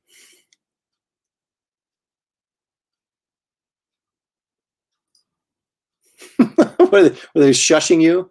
Don't talk. Don't talk about Howard the Duck in here. Just buy your comic and read or leave. Yeah, I do. I have a ton of them. My son is really, he's 27. Of course, he's an engineer, but he is really into the essential stuff because he missed all the, he basically he was born in 93. So, he didn't get to experience all the classic, as I call them, stuff. I mean, sometimes classics is the 80s to a lot of you guys. To me, it was the 70s and a little bit in the 60s, although I was too young in the 60s, really. I got all the 60s Silver Age books I got after the fact, but still read them though. And but I was a 70s kid. And so those to me is like what I consider classic stuff. But I can see how the 80s is also, there was so much important stuff came out in the 80s, from Simonson's Thor to Miller's Daredevil to, Alan Moore's Watchmen and Swamp Thing and things like that. Killing Joke, Camelot 3000, Brian Bolland and Mike Barr was actually fairly significant when it came out. The Punisher, miniseries with, kind of made the Punisher a star. Stephen Grant and Mike Zeck, so there was a lot. Byrne redid Superman in the 80s. There was a lot of stuff going on in the 80s that would be considered classic as well. But I do read the essentials, and mainly because I have a lot of those books, but they're like, most of them are in mint condition, so I do not mess with my collection. So I buy reprints so I can actually go back and read them, so I don't actually take a chance on potentially messing up my valuable near mint books. But that's just the collector side of me.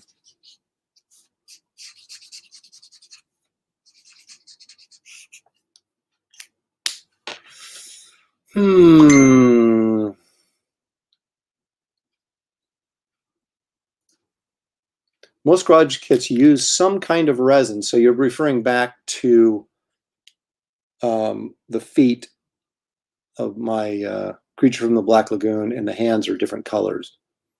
Okay, I'll believe you, Stephen.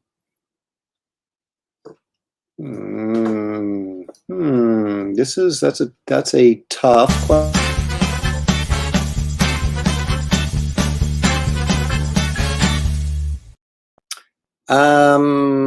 What's your favorite character subject to draw? I get asked that a lot, and I really don't have an answer, because the reality is, for most people, most creators, is that whatever character you happen to be working on, if you're drawing a series or something, that tends to be your favorite character for that period of time, because you have to get to know them well. You have to get to understand the character, you know. And like, for example, I used to hate Booster Gold. I just thought he was, you know. And then when I started working on Justice League International with Dan Jurgens, and Booster Gold was, you know, an integral part of that team, and so I drew him a lot. He really became one of my favorite characters. And I thought he was funny. I mean, I thought they used him to good comedic effect in the Justice League that Giffen and DeMatteis wrote, and Kevin Maguire and Adam Hughes drew.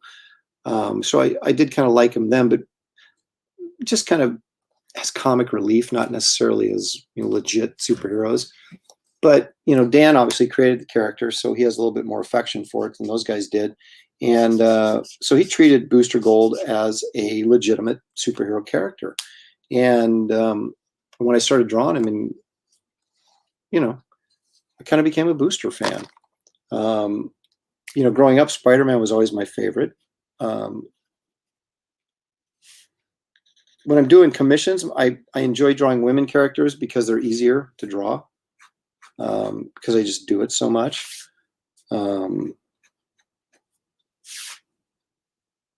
So, you know, the reasons that we have, you know, as artists, that we have for favorite characters or not favorite characters has probably very little to do with the character themselves, but usually about the mechanics of drawing them. I hate drawing Iron Man, like especially the new, what would you call more realistic armor they have him in, or the movie armor. It's so involved and so technical and so not organic, that I really hate drawing it. But I love drawing the old Iron Man, the one that, you know, the Gene Colan armor, as I call it, that sort of miraculously bends with his figure. You know, I like, I love the Silver Surfer. A lot of the old Kirby stuff is always fun. You know, like, you know, characters like Ulik the Troll, and the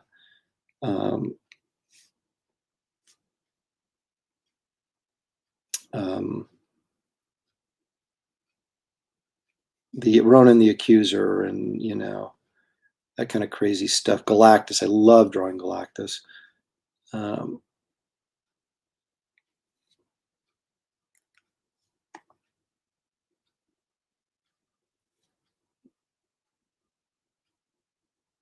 So I know that's not a very good answer, because I basically said I like drawing everybody.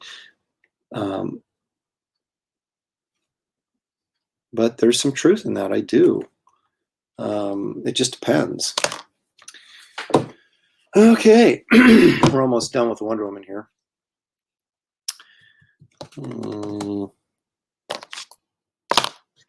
It's starting to warm up in here, folks.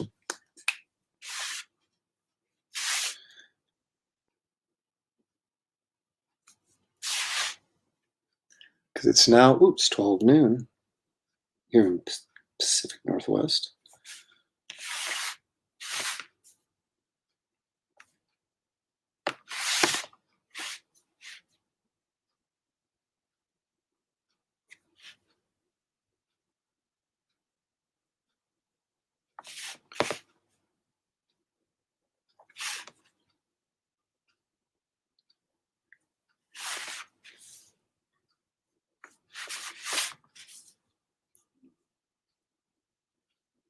So this is number 7 of 8 commissions I was supposed to do for Aaron Kahn. So I have one more. And the reason I didn't do it during Aaron Kahn was because the guy that I'm doing it for, it's like his own character. So I thought there'd be limited interest in actually watching me do it.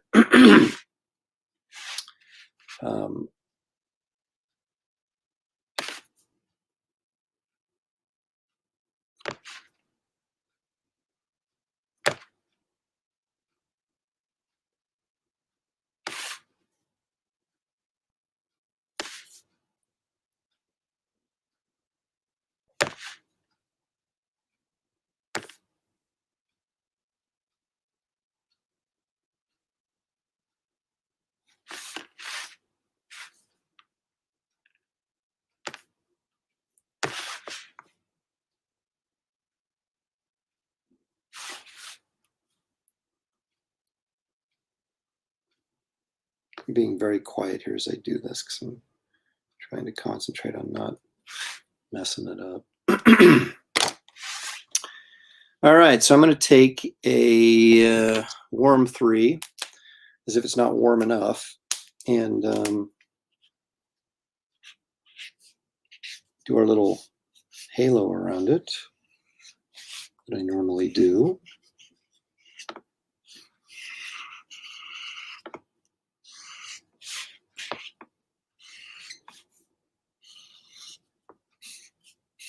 Isn't it funny that even if you refill your pens, they don't stay full forever, that you have to actually refill them again?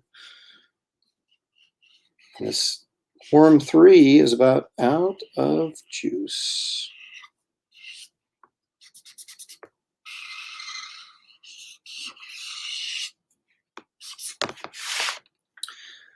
I'm not going to make it, am I? That was a famous Sulu line from Star Trek II where he goes, "We're not going to make it, are we?" And Kirk looks over to his son, and his son shakes his head. Very, very, very, very, very great movie. One of my all-time faves. And don't tell me I've got everything but oh, there we go. Wow, that was about the loudest ding I've ever heard. That wasn't on a microwave. All right, so I'm filling this pen off camera because it seems like every time I try to do it on camera, I spill it. So not this time. The refill was successful. I know you're all very excited about that. I'll let this sit like this on its side for a moment.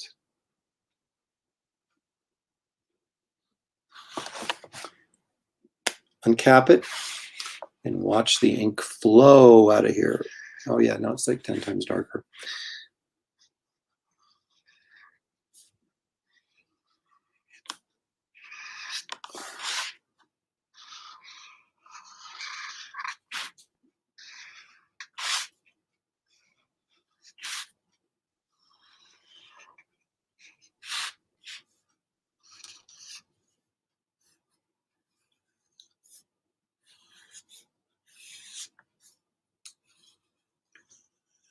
I've seen some concern about these Copic markers by a few people. I'm not going to name names, who I think are just trying to push their own art and kind of badmouth anybody who uses markers, that these things fade.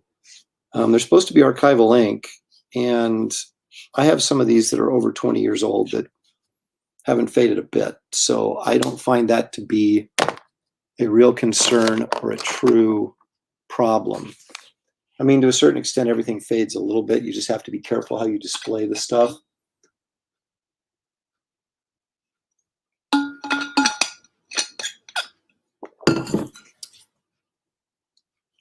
All right, I got to find my white pencil because I got to do the stars on her britches. And in typical fashion, whenever I do a last second live stream, I'm completely unprepared. And like I said, my wife has been cleaning up my studio, which of course meant, guess what, Aaron? You won't be able to find anything. And that's pretty much where I'm at. I had the white pencil out just for Aaron Con, and now I seem to be struggling to find it. It's probably right underneath something that sat on top of it. But there's some pencils over here. Let's see here. Could it be over here in these things? Seems unlikely. Maybe this one.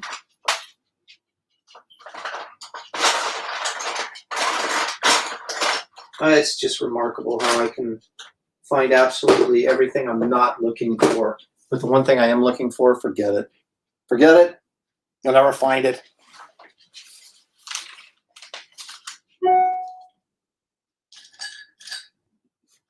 I found a great way to kill a live stream is just kind of get up and leave right in the middle of the thing. So thank you very much. Thank you. Thank you very much. Well, you're going to have to imagine what the stars look on her pants, because I got to go find my white pencil. I'm not going to spend an hour looking for it right now. But anyway, you get the gist. There she is. And she will have white stars on her britches. Okay. Okay. Let's see. What do we got going on here comment-wise?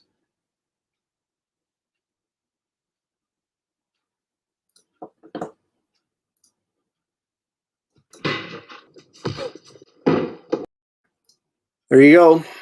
You got it, Jeff. You wanted it. You got it.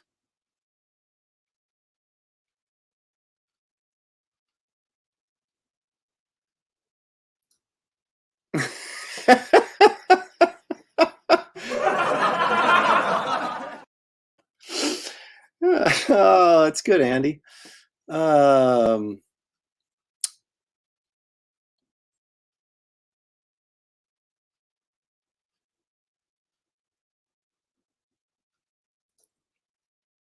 I'm sorry. See, I gotta catch that. That's the worst Wolverine I've seen you draw. Geez, make him go more butch. I see. Oh. See, I got a little bit behind on my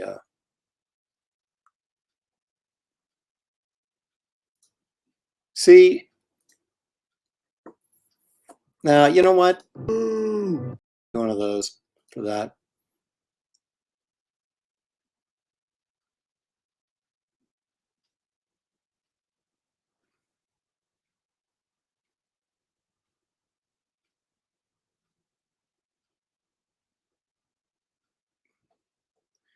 I got to get caught up. Okay. All right. I think I'm now caught up with all the wise comments. And when I say wise, I don't mean wisdom. All right. So, yeah, I can't do the touch-up work on this. So, right at the moment. So we'll move on. Okay. Now this is this is some dude's own character. So ask me nothing about it because I cannot answer anything. Excuse me. All right, so he's like some sort of rat dude. I guess. Let's see what happens.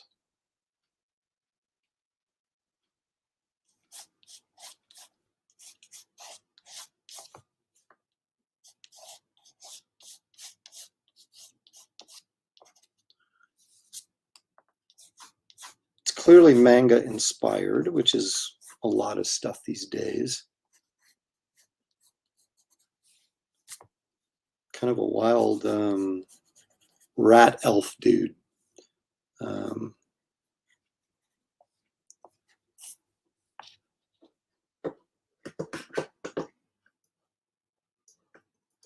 sent me this sort of reference that Karl Kerschel sculpture that I thought was pretty cool. So I'm going to use his, I guess he's got goggles on. I don't know. That's what it looks like in this drawing. So if he doesn't, then, oh well, he does in my drawing.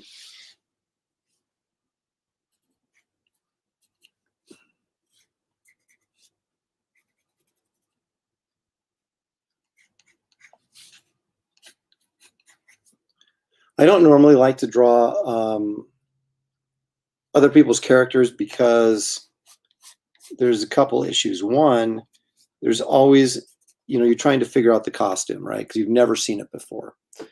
And you think maybe,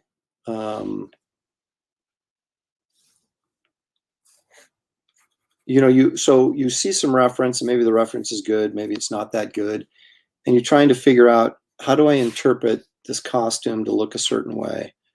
Or, maybe you interpret it thinking it's one thing when it's, whoever drew it didn't do a good job. And so they drew it and it looks like one thing to you, but it's really supposed to be something else that you're unaware of. And so, you basically misrepresent the character's costume. And then of course the person that,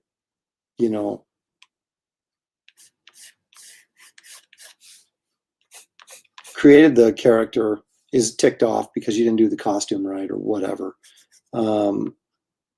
So I generally try to stay away from this stuff, but this looked like it was fairly straightforward. So I'm giving it a go. I used to have these guys come up to me in San Diego every year, and they would create these characters, but they created them for online gaming, right? I mean, that's what most of these characters are for. And every single time they come in with these characters that had wings. And you can spend as much time drawing the wings as you can the rest of the character. And I was just like, dudes, I finally put a stop to it and said, no, I'm not doing your characters anymore if they have wings, because it takes too much time and it's just a pain in the butt. So it became this running joke. And of course, all their characters always have wings. So they'd always come and I would say, nope, not doing it. Nope, not doing it. And it became kind of a little bit of a joke, but it ain't no joke because I'm not drawing, I hate not drawing wings. I don't mind drawing wings, but on sketches and stuff, forget it. I mean, it just takes forever.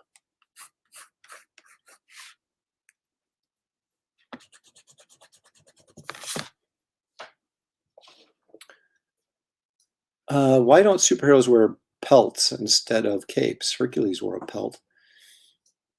Well, I guess it would depend on where you're getting your costume at and what's available to you, wouldn't it? I'm not sure I make the connection of what you're getting at there, Jeff. So, yeah, what's the character's favorite food?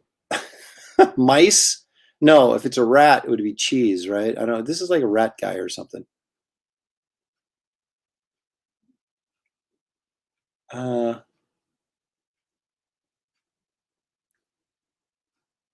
Well, Jeff, what's funny to you, let's see. My AaronCon sketches are $200 during AaronCon, but that's the only time I offer them.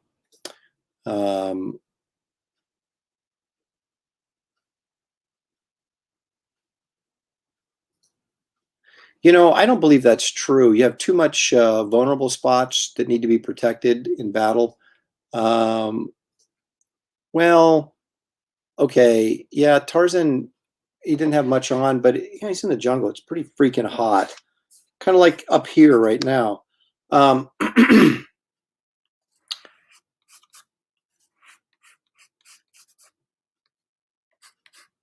think your environment is, part of it. But I mean, John Carter of Mars, for example, if you actually read the novels, everybody in those books are naked, right? And I just can't see myself in a sword fight, kind of free hanging, you know what I'm saying? And just kind of freewheeling around. And yeah, I'm just not thinking I don't want that you know, yeah, I just wouldn't go that direction. So, um, but Tarzan, I mean, he has a loincloth on, so at least he's sort of covering his privates so that, you know, but granted, it doesn't really afford him that much protection. But when you're in the jungle, you know, it's freaking hot. So now, that's the one thing I could never understand about the Phantom, because the Phantom's in the jungle, right?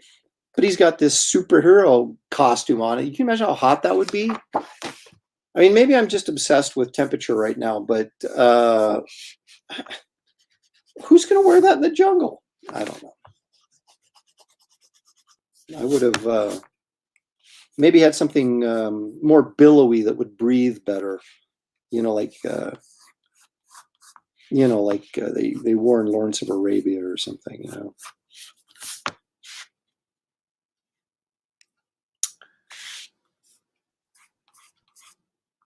No, I got to draw his feet. I will now prove that I actually can draw feet.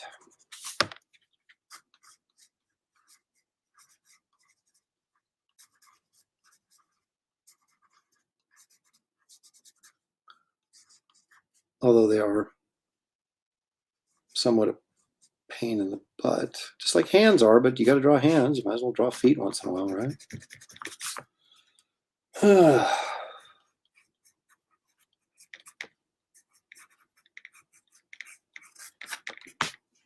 Ta-da!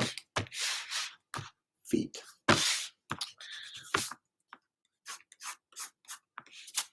I don't fear the foot.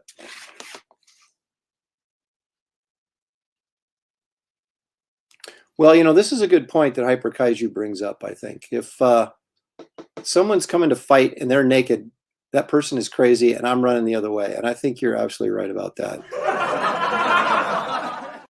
You get charged by a naked dude, you're not going to sit there and wrestle with him. You know what I mean? You're going to be like, I'm out of here. Yes, of course. Of course. I'm not going to give you anything for that, Jeff. Sorry.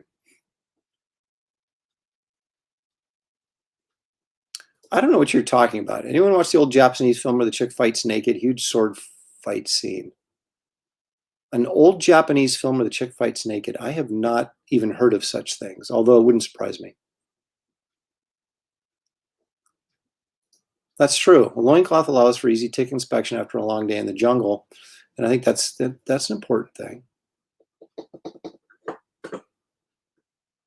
Oh, I see. Now, see, Jeff has to come in and explain his jokes. If you have to explain your jokes, Jeff, that means the joke's not very good. Okay? Okay, pass, Master Dan. I'm not going to put that up on the board. Okay.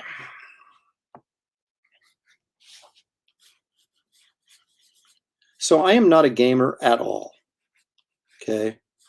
So I don't really understand this create your own character for a game. I mean, you don't actually, it's not like you can add this character, you know, add the drawing to the game, right? And you can suddenly use your character. It's just kind of for your own reference, right? You say, I'm, you know, rat guy or whatever, that you have a visual reference for him, or maybe you can, you know, scan the image and put it up online or something while you're playing. Is that kind of what you can do with it? Or is it just for your own sort of reference? I know some of you guys out there are gamesters, so fill me in. Fill me in on the truth.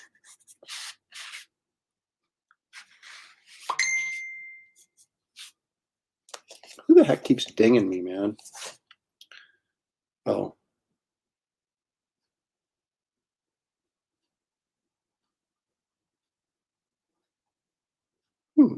Interesting.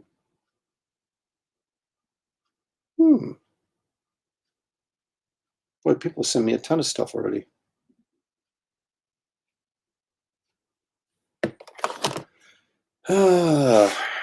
Okay.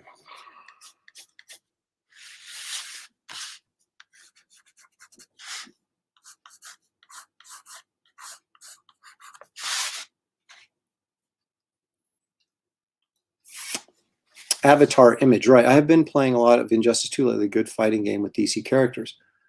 I've seen a lot of D&D players do that with their characters.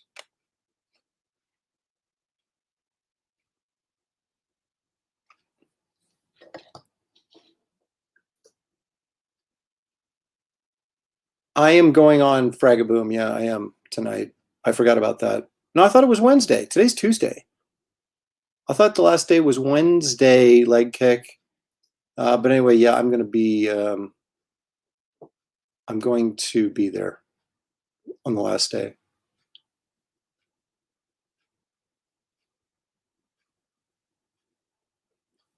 I don't know what. I don't know.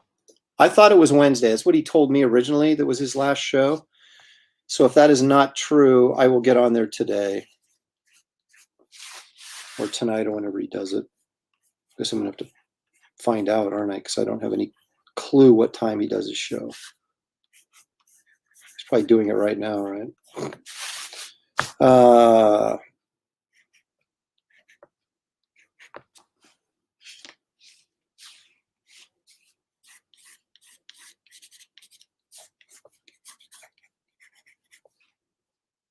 This guy's arm is too big.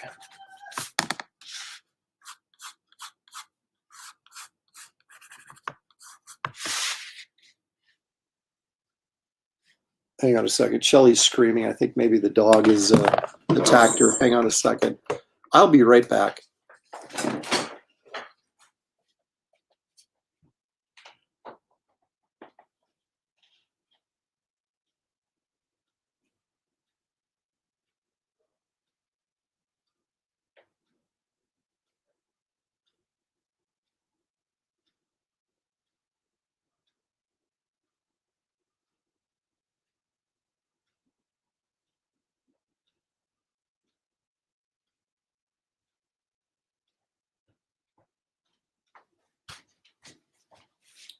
All right, I'm back.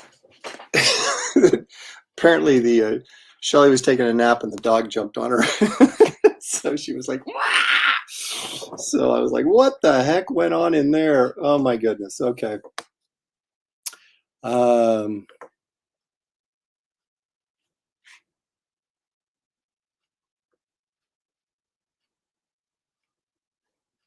I'm sorry I missed that. That's right up my alley.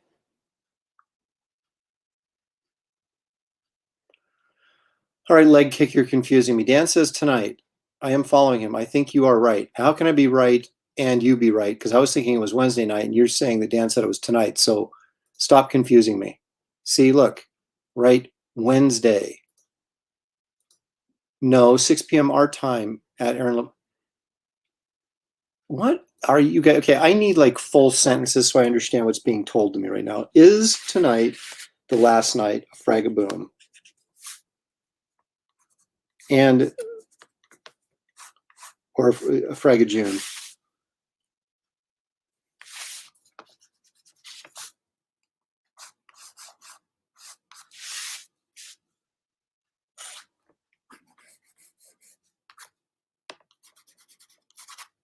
I don't think I've ever been as confused right now as I. You think Dan was confused, okay, but that still doesn't answer my question. So, what's happening? Is it tonight or is it tomorrow night? Or does anyone, or do we not know? Is it just total confusion?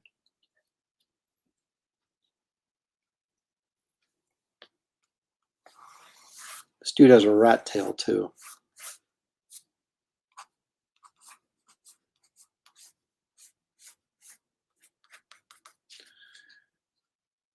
Okay. It ain't this sucker. I think you were correct, Aaron, on Wednesday, even though Dan said tomorrow. Well, tomorrow is Wednesday. See, look at leg kick. Every time you post something, it just gets more confusing. I think you were correct, Aaron, on Wednesday, even though Dan said tomorrow. Tomorrow is Wednesday.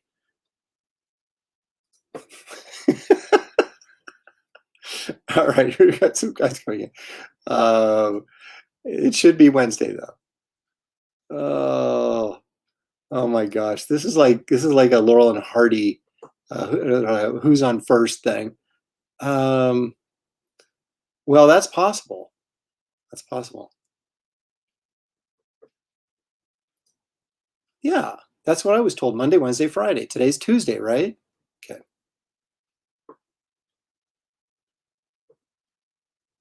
Okay. Oh my gosh.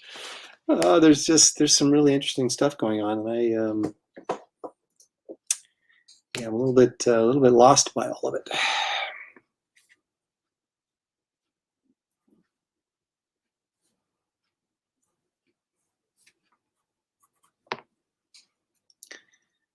Okay. Well, like I said, I think I'm interpreting this dude's costume correctly.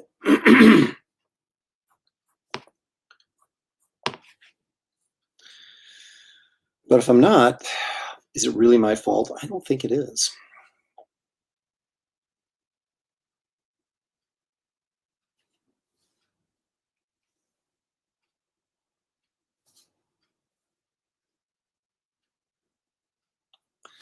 I've told a harrowing tale before of a guy who I won't do commissions for anymore.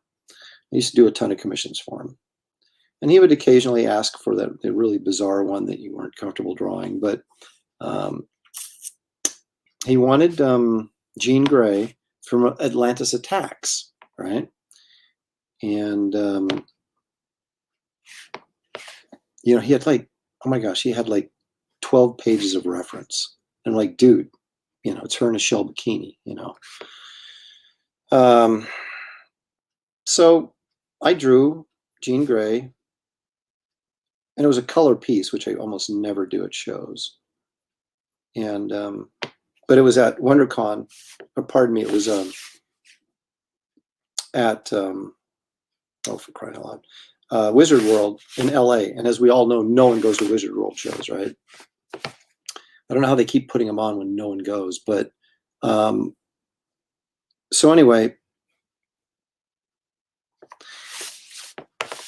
so I had nothing but time in my hands, and I think that was maybe the only commission I did there at the show. And so I did color and everything. That was really nice. And comes and picks it up, and he's like super disappointed. His face just drops, right? And I'm thinking, what the heck's this guy's problem? Because it was really nice. And so he goes, you did the shells wrong. Okay, the shells on her bikini top, I did them wrong. I'm like, what do you mean I did them wrong? Well, in the burn drawings that he had, the reference for that, they were rounded on the bottom. I made them kind of go to a teardrop point on the bottom, and he wanted them rounded on the bottom. This is no joke. And he goes, that's why I gave you all that reference. And I'm like, I lit up this guy. I was so pissed. I was like, are you out of your freaking mind that you're going to sit here and complain because I made the shells slightly different shaped than Byrne did? I said, if you want Byrne to draw your freaking commission, go have Byrne draw it. Don't come and bother me with it. I said, you don't have to take it. I said, I'll go put this on eBay and I'll get twice as much as I'm charging you for it. I just tore him a new one. I was so pissed. And he finally took it, but begrudgingly. And I was just like, you've got to be kidding me. So then he comes up to me at, San Diego. Hey, can you do a commission? I'm like, not with you. I said, you blew it, pal. So the moral of the story is simply this. If you get a commission from somebody, you have to give them a little bit of artistic leeway to kind of do it their way, especially if it's your character, because it's something they're completely unfamiliar with. And, the guy isn't supplying me with a, complete 360-degree turnaround so I can see every aspect of this character's costume from every angle. So you've got to be, you got to understand that there might be some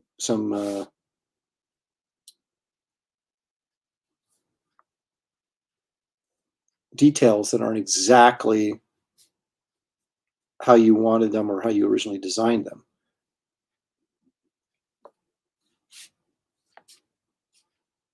But that's why, and even though this was not, this guy's own character, it was Jean Grey, it was from an established thing. But even that, you come and, ask me to do an Iron Man commission, and there's 400 different variations on his, armor, and I may put some details wrong or different, or I may see them a little bit differently. So you cannot be, that's what ticks me off, because to me, if you're going to get a commission from somebody, if I go to Wrightson to get a commission, well, Wrightson obviously has passed away, but when he was still alive, if I go to Wrightson to get a commission, it's because I want a piece by Wrightson. If he puts Swamp Thing's ear on the wrong side of his head, I'm not going to go take it back to him and go, hey, you screwed up the character. I mean, that's not the point. If you're collecting character drawings, then you don't care who draws them, right? And if you don't care who draws them, then why are you bothering me? Because go bother somebody else at that point. I want people to come to me because they want my art.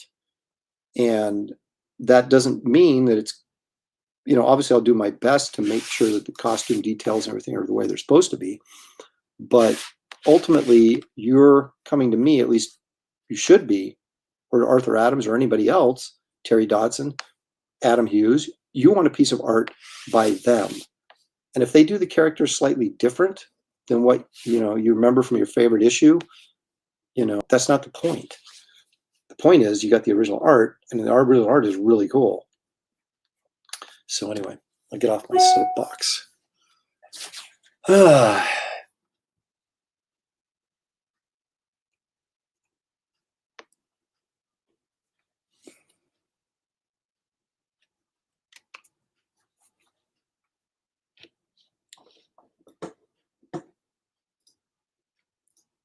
I am the soup Nazi. No sketch for you. That's exactly what it was.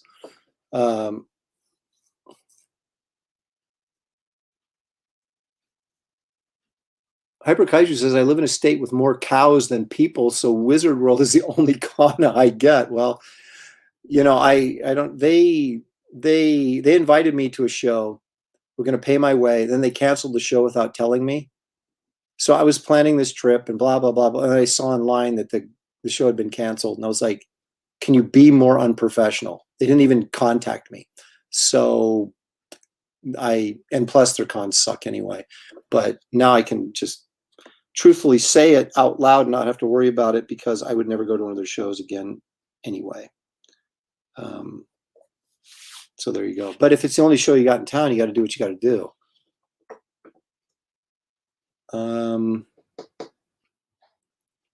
Not see the sketch. Humphrey Bears.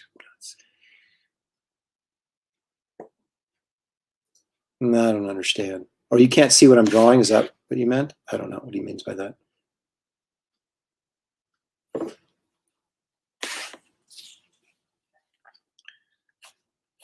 But yes, don't be a sketch weirdo. That's the moral of the story.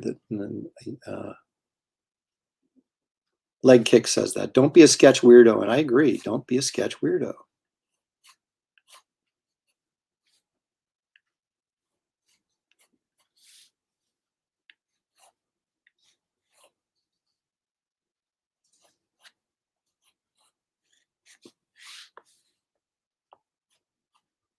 But there are people, to be fair, there are people that collect sketches of characters, and they don't really care who draws them. And if they see that you're doing sketches and they can afford, whatever you're charging for your sketch, they may ask you, hey, do this sketch. But they're not asking it because, oh yeah, I love Aaron Lopresti's art, I got to get something from Aaron. They're like, I love Wonder Woman, or I love the Hulk, and Aaron happens to be doing sketches of the Hulk, so I'll get him to do that. And so their concern is having drawings of their favorite character. And so if their character isn't drawn exactly the way they want them, they have a cow. Pardon the expression. And I'm just, that's a different kind of, and usually those type of buyers are more budgeted with their money. So I got a lot more of that when I was younger and wasn't charging as much for commissions. Whereas now, I still think my prices are pretty reasonable compared to everybody else's, but it's not cheap. And so you're not going to get, as many people that are caught up on the costume details. They're more art collectors, is what you should be if you're getting sketches. You should be an art collector.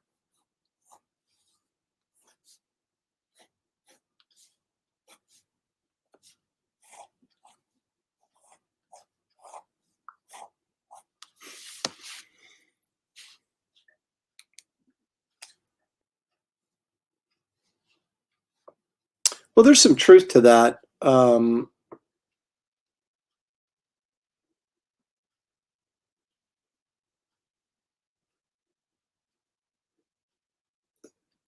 There is some truth to that, but let me tell you a story that I shared this on my live stream a while ago with when David Williams was appearing. That we were talking about this thing that I read that Jimi Hendrix did once. He was at a concert and everybody was yelling for him to play Fire, which was his kind of probably most popular. I'm not going to say it was, you know, a pop song, because it wasn't, but it was probably his most accessible tune to popular culture. Let's put it that way. And so everybody wanted him to play it wherever he went to a concert. Started shouting at him, "Play Fire, play Fire, play Fire."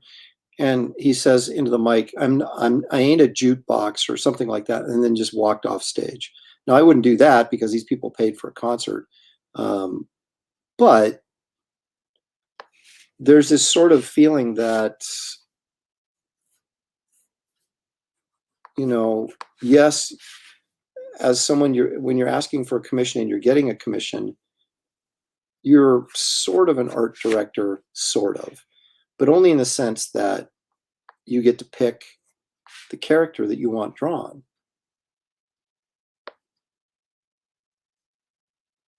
But most guys are not going to sit there and let you dictate to them every line that goes on the, you know, it's just not, that's not how it works. And because we as artists want to have, like, we have a little bit of freedom to have a little fun, you know, with the commission, right? It's not a commercial art job where you're getting paid a lot of money to go do something and they can change their mind 100 times and drive you nuts. We're providing a service. Obviously, we need to make a little bit of money while we're at the show, but at the same time, we're providing an opportunity for art collectors and fans of, you know, certain artists or characters or whatever to get some original art. And so there's a certain fine art sensibility that goes into that as an artist, we want to have a little bit of freedom of expression while we're doing it, and not being, you know, dictated to like it's a commercial art job, which when we go to a con, we kind of want to get away from that, since we do get dictated to 99% of the time we're doing artwork. You know, it's nice to be able to just kind of go in there and kind of freewheel something for an appreciative fan or art collector, and not, you know, have to necessarily get all uptight about the details.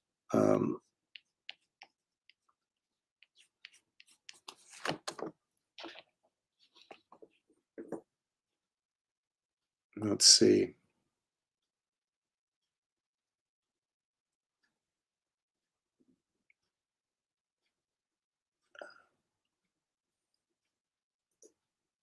I would buy someone's art sketch at a con, and if they offered a free head sketch, I'd ask them to draw their favorite character. Most artists would then do a sketch. Yeah, exactly. Well, and it's not only that. I mean, you can say, I mean, like what I do with my sketchbook, that I offer a sketch in there, you can request whatever you want, and I'll, you know, I'll draw it, almost anything, but you're going to get my take on that character, right? And so there's a certain,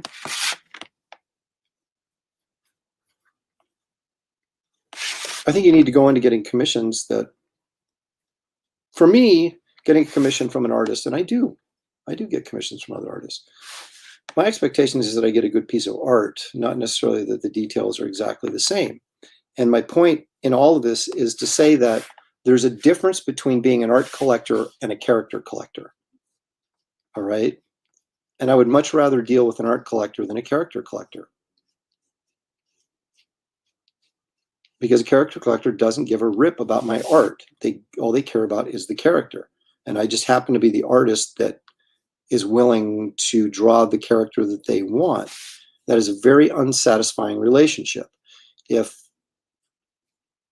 I'd much rather have someone come to me that is a fan of my art and wants a piece of art from me, and they can be whatever character they want, but their main purpose is getting something from me because they like my stuff.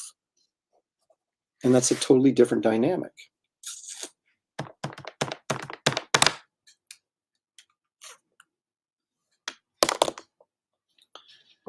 Okay. Not sure how I'm going to work this color scheme here.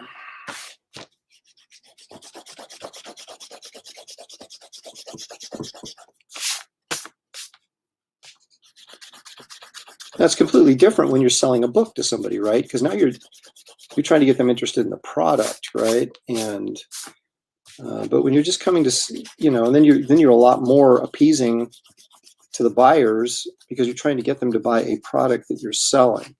Okay, but something like this is not a product. This is a artistic endeavor, an artistic expression, shall we say.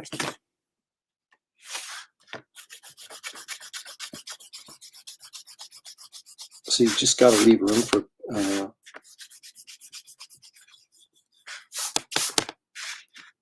creative expression. Like I said, the only standard I ever held an artist to was, if I'm paying them money for something, then I expect to get value in the quality. Okay, someone's charging $20 for a head sketch. Well, your expectations are not going to be super high.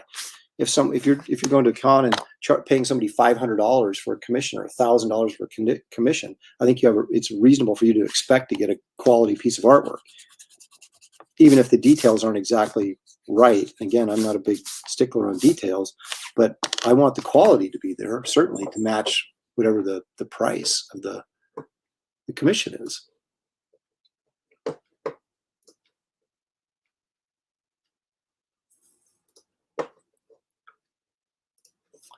David chimes in, and David gets this.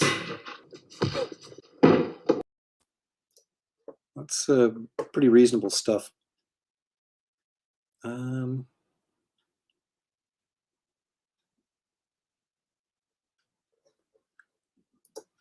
See, there's leg kick showing a little bit of appreciation. I thank you so much for that leg kick. That's the kind of stuff we like to hear around here.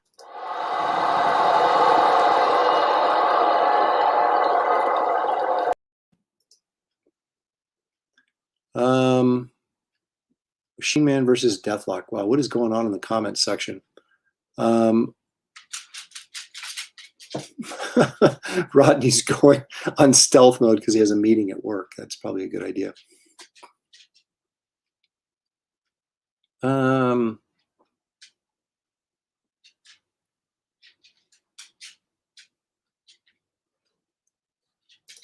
So basically, Hybrid Potato is saying that he has eclectic tastes.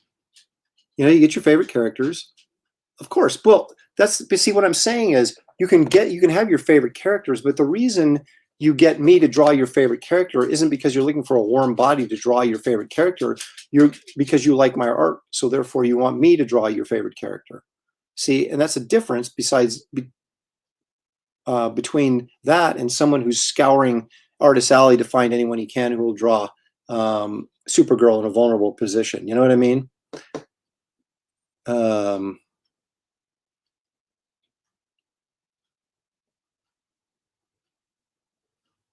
there you go. I always thank the artist or writer for the great work they did and how they affected me growing up.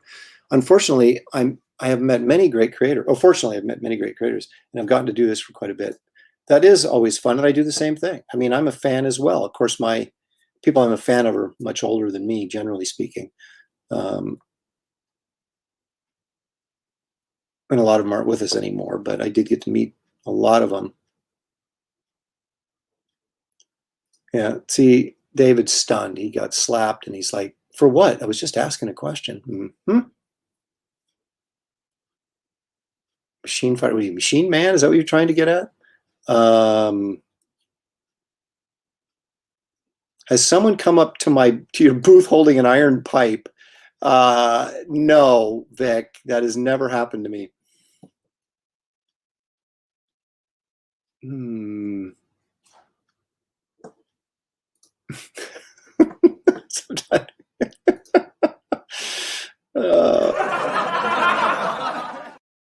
Oh my goodness.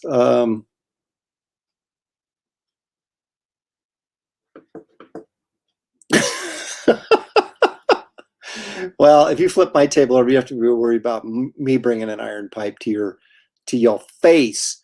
Um, well, but if you ask me to draw Sabretooth, I wouldn't draw this character. That's the point.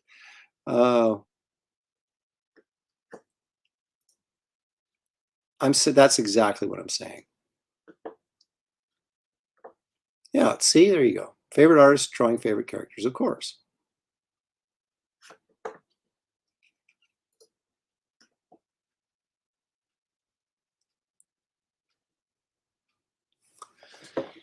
Oh boy, this stuff, we go south pretty quickly on this live streams.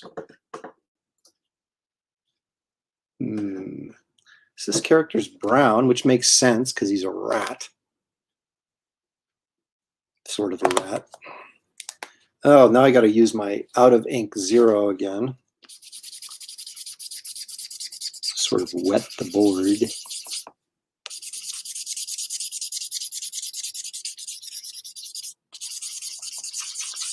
Of course, the beautiful thing about this is I've already got this dude's money. So if he doesn't like it, then, well, actually, I would. Actually, on a character like this, I probably wouldn't refund his money because I can't do anything with it. If I did a Wonder Woman for somebody and they didn't like it, well, generally when I do, I give people the right of refusal because I do want them to be happy with the product, unless they're doing something that's so obscure. Like, can you do me a sketch of MODOK's son? You're kind of like, well, then if they don't like it, too bad, because I can't do anything with that, right? If I did a Wonder Woman for somebody, and they were, they didn't like it, I'd give them their money back. But then I know I could, sell the Wonder Woman to somebody else. And I don't give out crappy artwork. If I don't like it, I throw it away and start over before the person ever even gets it. So,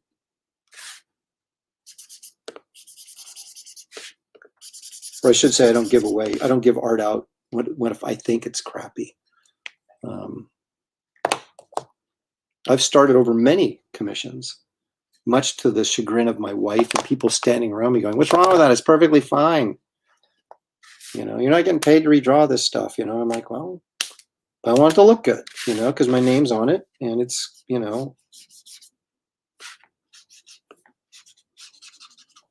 once it gets on the internet, man, it's there forever. So, and I've got a few pieces from way, way, way back in the day when maybe I wasn't quite as good. And I kind of wish that wasn't floating around right now. But, so I try to do a really good job. It's always a little bit more difficult when you're doing live streams, or you're even not even necessarily a live stream, but you're at a convention drawn on your lap, right? I mean, that's not the easy, and you're talking to people, and you're getting up midstream because someone says, "Oh yeah, can I get that sketchbook?" And you're like, "Sure." And so you put the drawing down, you sign a comic, or you sell a sketchbook or a print, or someone you haven't seen in 10 years comes by, so you drop everything and start talking to them, and then you pick the thing up and start over again, and it's difficult to maintain a high level of quality on sketches on your lap, even when I'm doing like this, because I'm talking to you guys, I'm reading the message boards the best I can and interacting with you guys while I'm doing this. So it's not, it's challenging. So, I mean, that's why I don't charge as much for these as I do my in-home commissions, where I'm sitting over there at my drafting table, totally focused on what I'm working on, and I can ensure that that you're getting the best possible piece of artwork I can produce, that's what I'm doing here. But circumstances are such that when you're working like this, that, there's going to be some inconsistencies every once in a while, and one piece may be stronger than another piece or whatever, which I sort of addressed a little bit earlier on one of the AaronCon shows. It's an unavoidable reality. And like I said, if I do something that I think sucks, I'm not going to give it to you. I'm going to start over. But there are, a degree of limitations when you're working like this.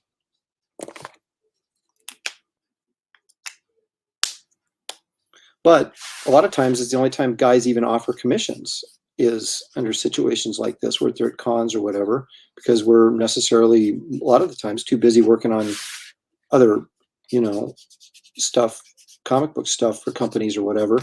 And so you don't have time to do commissions. This is the only chance to get one. So you sort of like, well, I'll take my chances with Aaron doing a con sketch on his lap and hope it turns out good or good enough to satisfy the person buying it.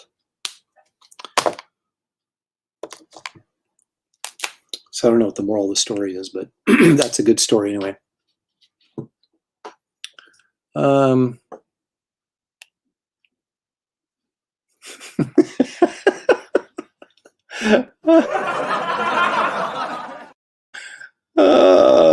that's good.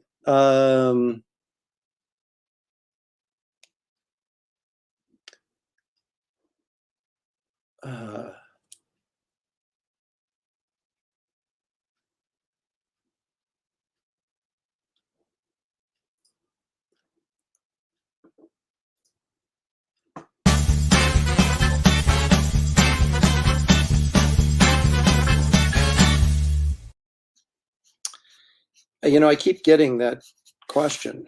In fact, I think I've answered that question like 3 or 4 times in just the last week. Okay, do you want the most inappropriate one I've been asked to do, or just the most unique or strangest one? Because those are 2 different questions. I'll answer both. How's that? I did a Nan-Ek, okay, which is apparently a Superman villain. There's a guy with like a horn in his head. It was just really, I'd never even heard of the character.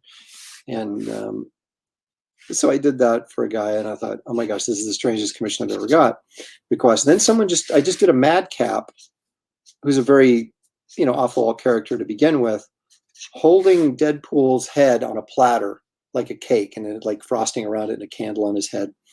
That was kind of funny. But it was very strange. It was Madcap. It's like, I've never, who asked you to do Madcap, right? In fact, when he said Madcap, I'm like, what? And I had to go look him up, and I was like, oh yeah, okay, that's Madcap. I remember that character. So those are probably the 2. I had someone do a combo, Harley Quinn and the Hour Man. Because it was in sort of this really kind of bizarre, loose reference to the Harlan Ellison short novella or short story called Repent, Harley Quinn, Said the TikTok Man. So, of course, Harley Quinn being Harley Quinn, and then the TikTok Man in this case being Hour Man. And so that was a weird combination, but the characters themselves aren't necessarily weird. It was just a bizarre combination. Most inappropriate. Well, other than, let's see, one guy wanted the Wasp shrinking out of her clothes. I passed. Somebody wanted, the same guy wanted Batgirl doing the Dance of the Seven Veils or something, or Batgirl in a scuba diving. Just, at that point you're kind of like, where is this even going? But yeah, I've had a few like that.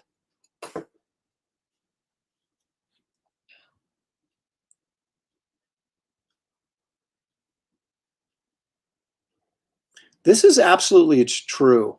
And you never want to get to a point where you're not getting, and then there will be a point, I suppose, where you get to where I'm not getting better anymore. Either just, old age, fatigue, burnout, whatever. But I'm one of the few artists where you can take a look at the first work I did, which is just horrific, and look at the stuff I'm doing now, and you're like, wow, it's like two different people. The growth, you see growth in artists, but I don't think there's anybody who's ever gone from sucking as bad as I did to where I'm at right now. And it's insecurity, and it's constantly looking over your shoulder at someone coming up and being better than you and taking your job that's really sort of motivated me to keep getting better. But I'm never totally satisfied with where I'm at, and so I keep pushing myself to get better, and that has enabled me to get better. And there's Shelly.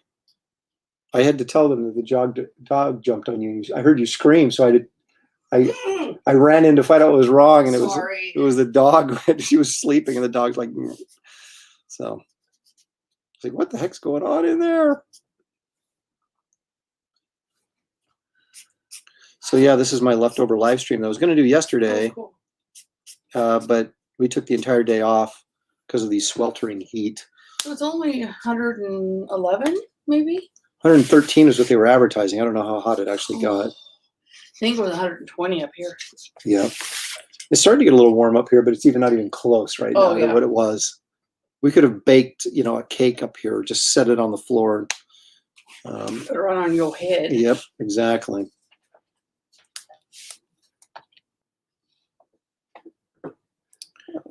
That's a good start right there. I actually think you should have 2 by me and 1 by Dan, but I'll take 3 by you and 2 by Dan. That's right. Either way, that works out. Full house action. Yep.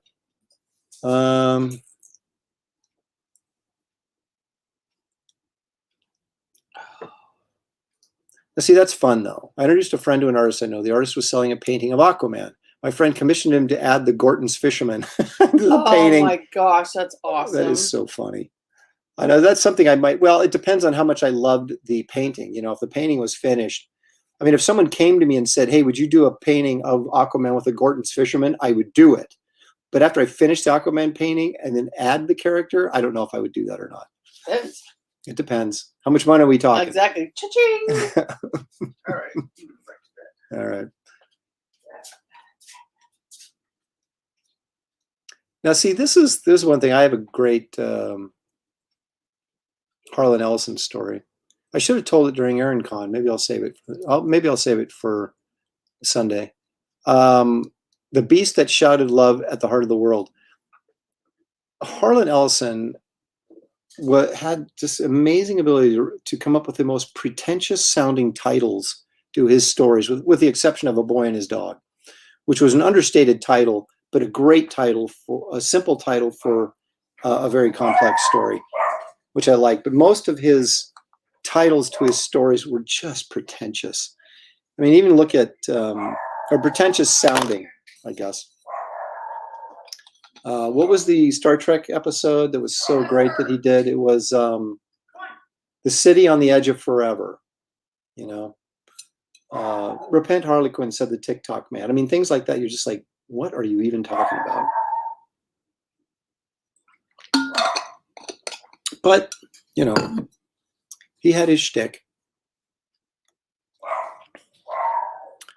Well, actually, first of all, you get this for saying that, as if I'm not enough to supply a full experience.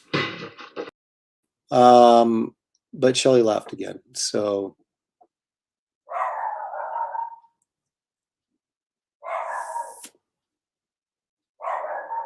You didn't like that movie, huh? I thought that was very interesting. Don Johnson. I liked the ending. I thought the ending was incredibly good. The movie was, how should we say? I never read the story, so the short story I'm sure was probably far superior, as often is the case. Sorry about my dog, but he must bark. It's what he does, and he must do it while I'm live streaming. I wonder, what? We have Amazon delivering 2 portable AC units today. I wonder if that's them. Nope. Yeah, so we Shelly bought 2 portable AC units, one for in here in the studio, the other one for our bedroom. And so we'll have those. It'll probably never get this hot again. We'll like, why did we get these? Oh, Jeff says, I'm still waiting for your son to text you. Everybody said hi, by the way, as soon as you left. Shelly sends her highs back to you guys. Still waiting for your son to text you. My son actually has a job and he's not during his lunch break, so he would not be texting me. He'd only text me during his lunch break, which I'm surprised he didn't do because I was on and he didn't. Oh my gosh, I swear to you, I'm going to kill that dog. When you hear the dog scream, no, I'm kidding. Close the door. So now we get muffled screaming or barking. All right. Where are we? Where are we? Oh my gosh, this is a 2.5 hour live stream. What in the heck is going on? All right. Well, everything he's got on is pretty much either tan or black. So,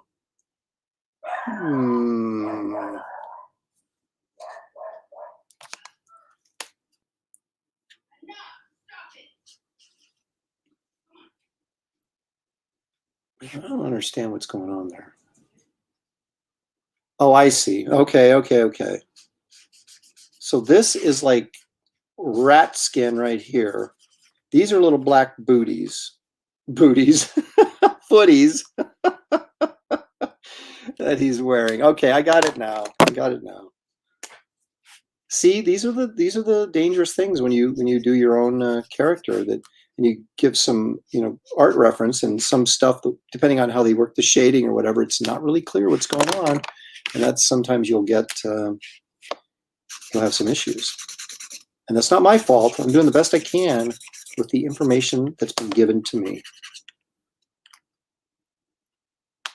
Well, see, now I feel like I should have put little fur bumps on here. So I guess I can do a little bit of that.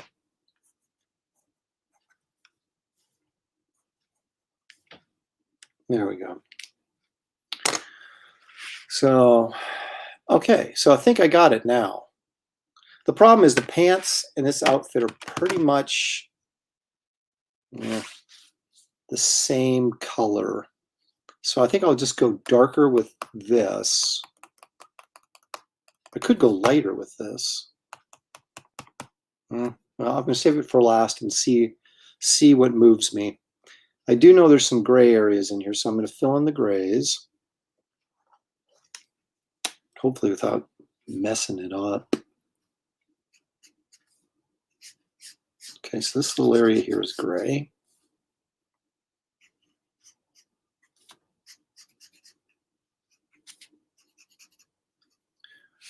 This little belty thing here is gray. And then this, wait a minute here. So that's black. This is gray. This is gray. I think this is going to get a little tricky, but I think this is gray. Then that would mean this is gray, right? But see, I don't have a clear shot of this side of his costume. So I'm guessing based on little bits of information I'm getting on the reference I have. So, okay, so that's gray.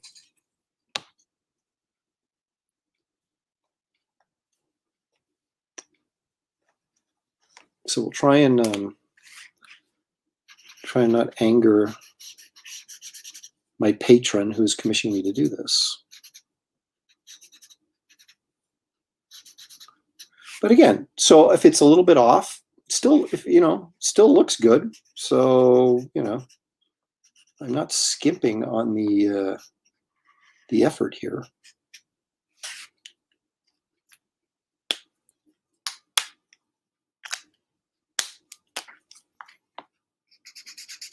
I'm using a neutral gray here just for the sake of using a neutral gray. I used to use neutral grays almost exclusively, and now I hardly ever use them. I always use cool and warm grays, but always looking for that opportunity to come in strong with a neutral gray, which I just did here.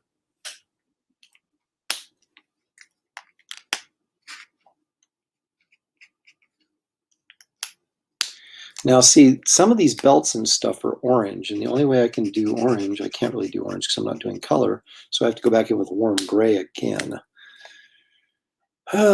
So what does it mean? I don't know what it means. Okay, so he has these like these kind of wrist. His wrist is sort of like taped. But that's with the orange stuff. So do I go lighter or I go darker? Lighter or darker?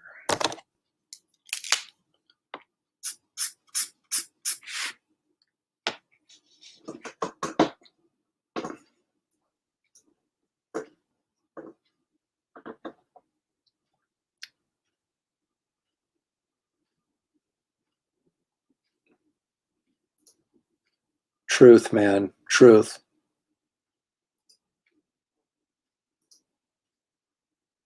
Corbin did some really wild stuff, man, like in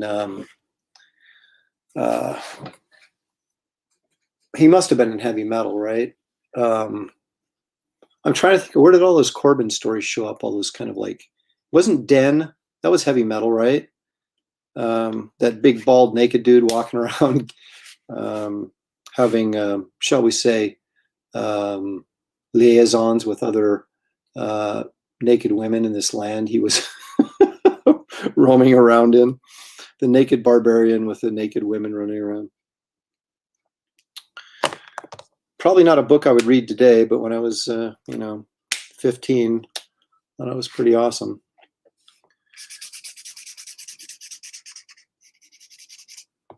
All right, so I'm going to go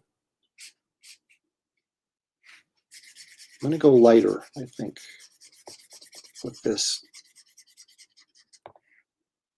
God, it's so nice when these pens are full and they just flow freely.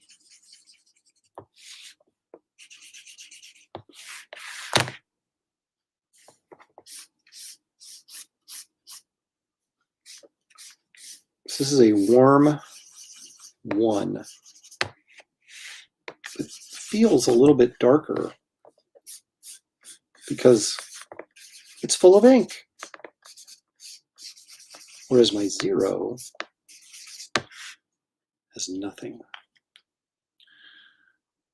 Okay, so I could just leave, if I was smart, I would just leave it like that and not worry about modeling too much because it'll keep this from getting too dark so that it does sort of separate itself from the fur tones or flesh tones that I've established. But I just can't leave well enough alone, can I? That's why you pay the big bucks, man, is you get the extra modeling from me. All right, so, oh, wait a minute. These are orange.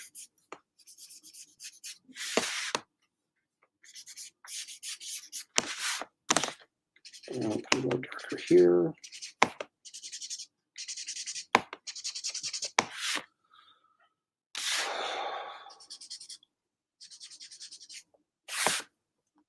Okay.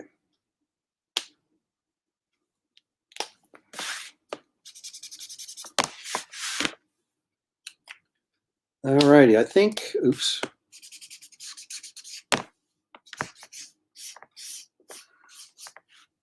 The reason I make this darker, so you're getting reflective underlighting here. Okay, so you have your top lighting coming down and you're getting bounce lighting bouncing back up and lighting that. It's going to create that little bit of darker area there. See? And it helps, of course, create a 3-dimensional effect on a 2-dimensional surface. All right, so that's all the color areas. So everything else I think is, oh, wait a minute. I take that back. I take that back. The trim is also gray, so I better get that taken care of before I throw the blacks in there. Wow, this is an N3. Man, that's dark. It's full of ink. Shows you I don't use my N3 very much. Okay. So, see, that trim is gray that's on his pants. God, this is But the trim up on his jacket is black. Someone explain that to me, please. Oh, oh, there's a detail I forgot. I better, there appears to be some sort of zipper in the crotch. And then we've got some sort of design element here on the pants. I'd almost forgotten. That would have been a faux pas. Same thing doesn't seem to be on the other side of the pants though, so I don't know really what's happening there.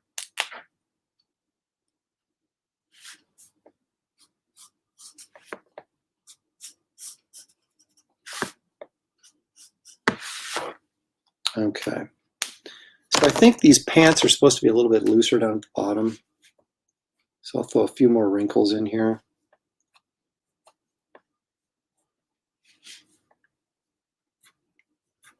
Not quite as skin tight as we were led to believe. So much the better. That's a twisted quote from Star Trek II. Okay, so then these little anklet things are orange. I was using W1 on those.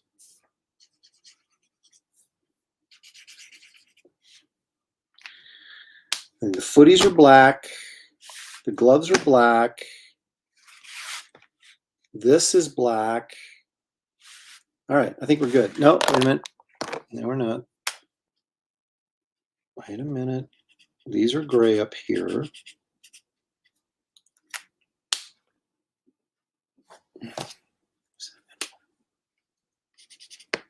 Okay. Now this trim is all orange here. So we have, where is it? There it is. So all this trim here is going to be this, we're going to pretend it's orange, even though it's a warm gray one. The tail is pink, so I don't even know what the heck I'm going to do with the tail at this point. But I'll cross that bridge when I get to it, I guess.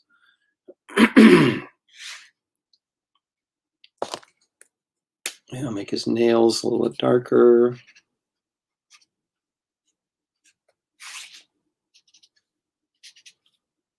There's all these freaking little details on this that I keep overlooking. All right, now I'm going to lay some black on here.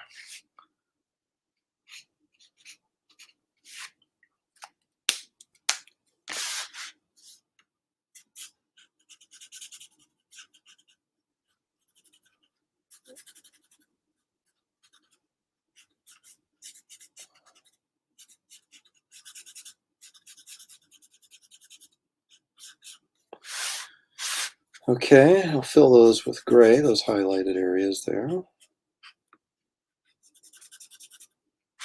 Sorry.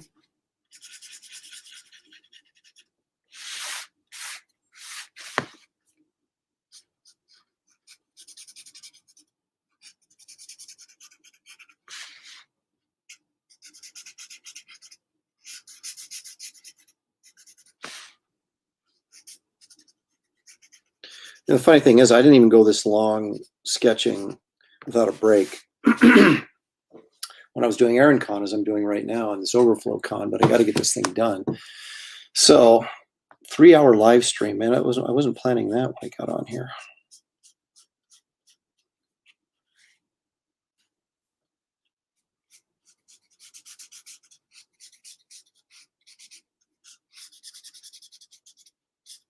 It is heating up in here too. But I'm almost done. We're almost done. So we'll just continue to fight till the bitter end here.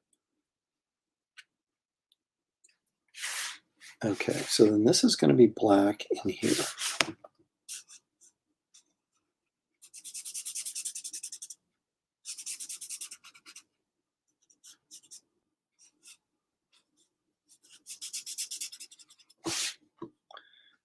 You know, this looked like it was fairly easy when I said, oh yeah, I'll do that. And now that I'm doing it, it's not easy.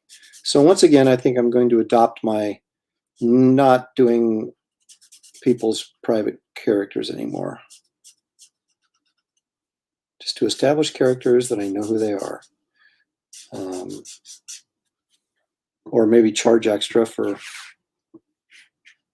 people doing their own characters, because I know it's going to be a bigger pain in the butt than a regular commission would be.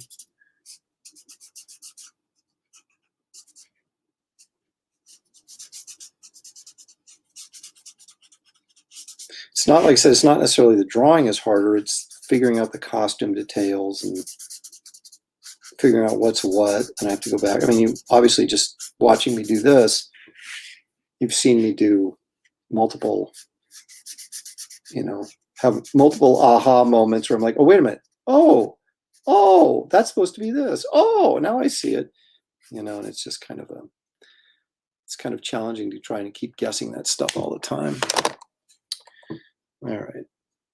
So if I can find my C3, not my C3PO, but my C3, of course I can't find it because it's missing, which means I've been using it, which means it should be sitting right in front of me. And yet there it's not. For crying out loud. As my old mother used to say, still does. For crying out loud. All right, well, I'll just use a C4. What the heck?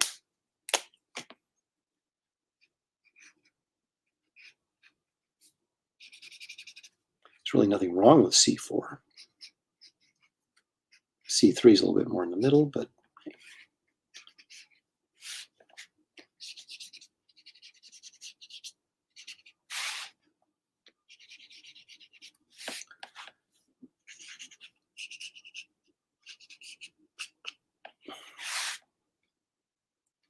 okay, what am I missing? Okay, I got to do this.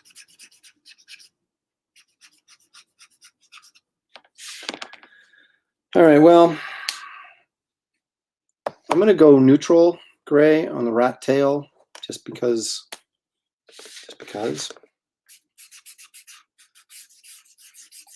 we don't want the same color as this fur, because it's, as we all know, rat tails are pretty gross.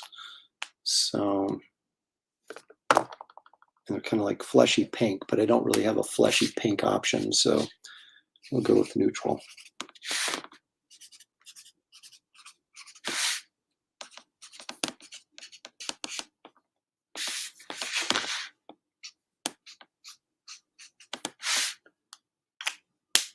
Okay, I'm going to hit it with a 0 just to blend a little bit, soften those edges, which they look pretty soft in the live feed, but that's because the resolution isn't fantastic. Oh, see, now it got too soft, so now I'm going to go in with a 3 and just darken this up right here so I have a shadowed area.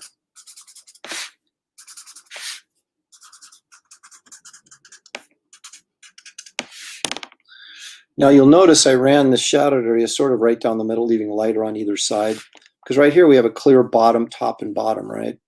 So that would basically mean the light's coming from the top, right? Well, if that's the case, you're going to get light hitting on this side and that side of the tail.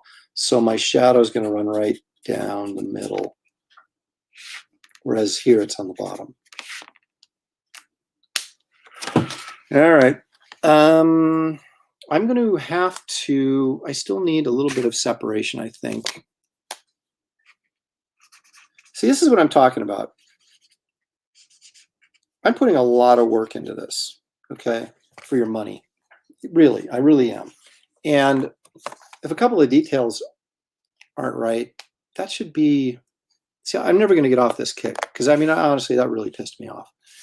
And it was years ago, and it's, every time I think about it, it pisses me off. Okay, let me get this 3 a little bit. And I'm going to darken in some of this furred areas just a little bit more to make sure we get definite separation between what's supposed to be his fur and what are supposed to be his pants or his costume.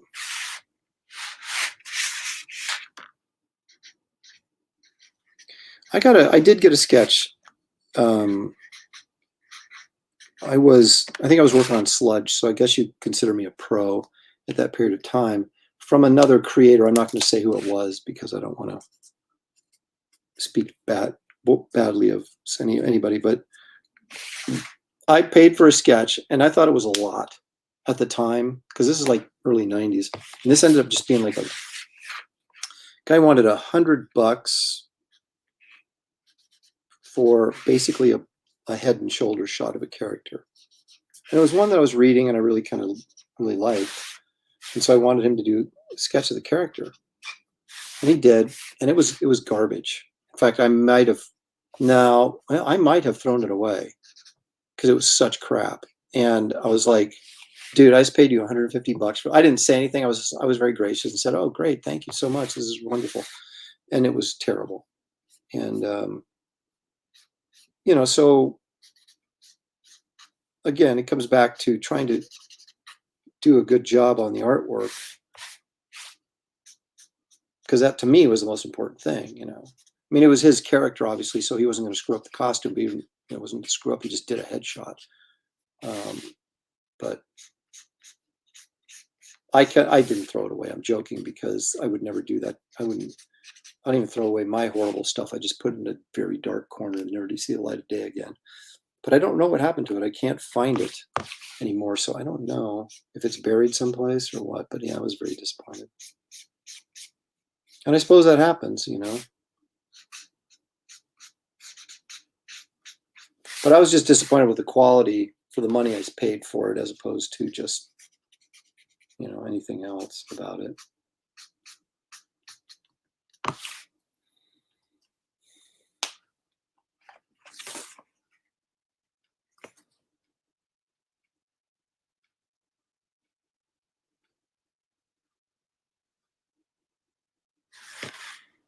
I think that works. I mean, I hope. I got to do his glasses. Oof, that'd have been major faux pas right there. I think we'll go in with some cold gray for the glasses because I don't want him to blend in with his face. Now, see, I don't know about the glasses on this character because one reference he sent me has not his face is completely shadowed in, so that's not helpful. But it is, I guess, good for the costume. And then another one was commission that Carl Kerschel did, which I actually really like his stuff. And it showed the guy with glasses. So, and he sent me that. So I can only assume that he wanted the guy wearing the goggles or whatever they are.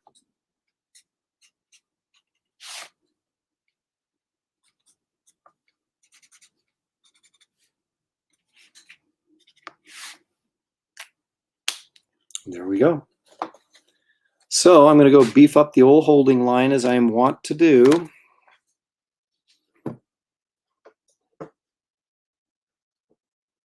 I've had people tell me that before, Aaron, that Aaron D. Jones. I've had people tell me that I'm the Bob Ross of comic book art. So I wish I had Bob's hair. Actually, I don't know if I do. That fro was pretty. Of course, during the time he had it, it was probably pretty hip.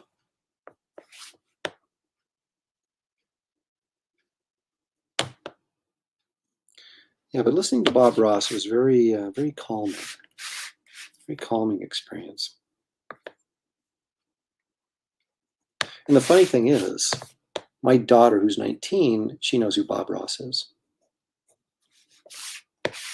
So he's outkicked his coverage. I mean, he's been immortalized, and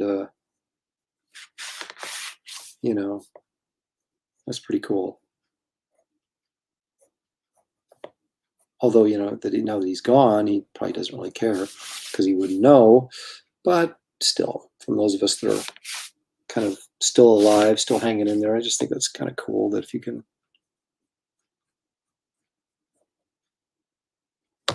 leave a legacy like that.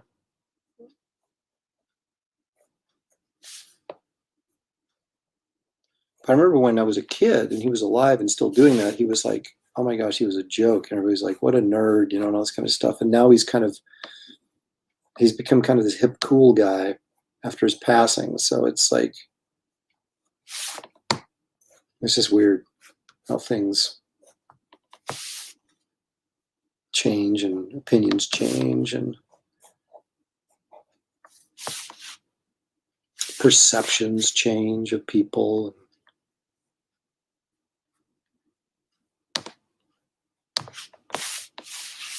It's kind of like Mr. Rogers, although a lot of people love Mr. Rogers. I never liked Mr. Rogers. It was too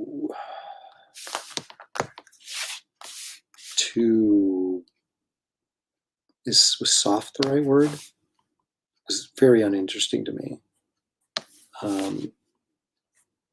So I never really got into that. But boy, is he getting mad respect these days. I'm not saying he doesn't deserve it. You know, he seems like he was quite a wonderful human being. But we sort of, you know, the kids in my neighborhood sort of thought that Mr. Rogers was a bit not for us, shall we say.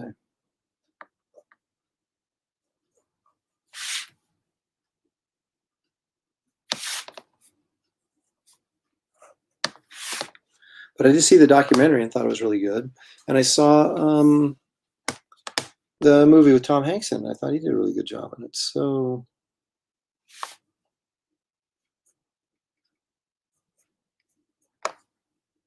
and you can't deny the fact that he positively affected people's lives.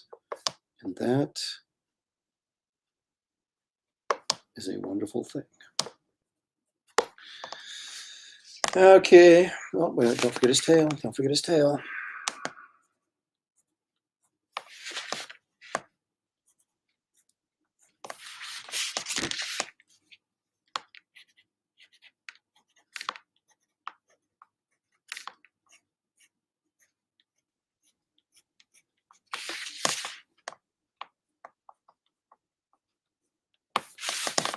All right.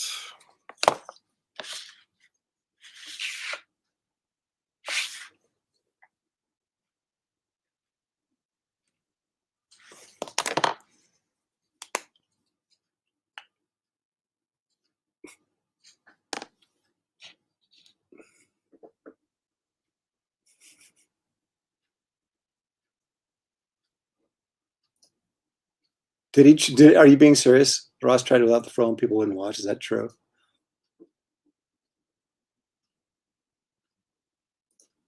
Well, I mean, it was kind of his trademark look. And those of you guys who follow basketball, I don't know if any of you do in the NBA, James Harden's beard is kind of like, I can't imagine playing basketball with that Moses beard, but it's like his trademark look. He has to keep it now.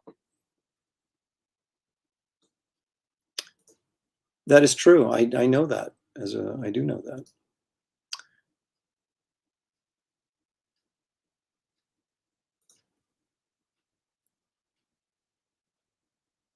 Slim Goodbody on there. I don't know who Slim Goodbody was, and I don't know if that's a joke or if that's real, but yeah, I mean, I didn't like religiously watch Bob Ross, but I was aware of him. You know, he was on every once in a while, and I kind of tune in to see how he was doing, because he did create very quickly and using very simple techniques, created very nice, quick landscape paintings.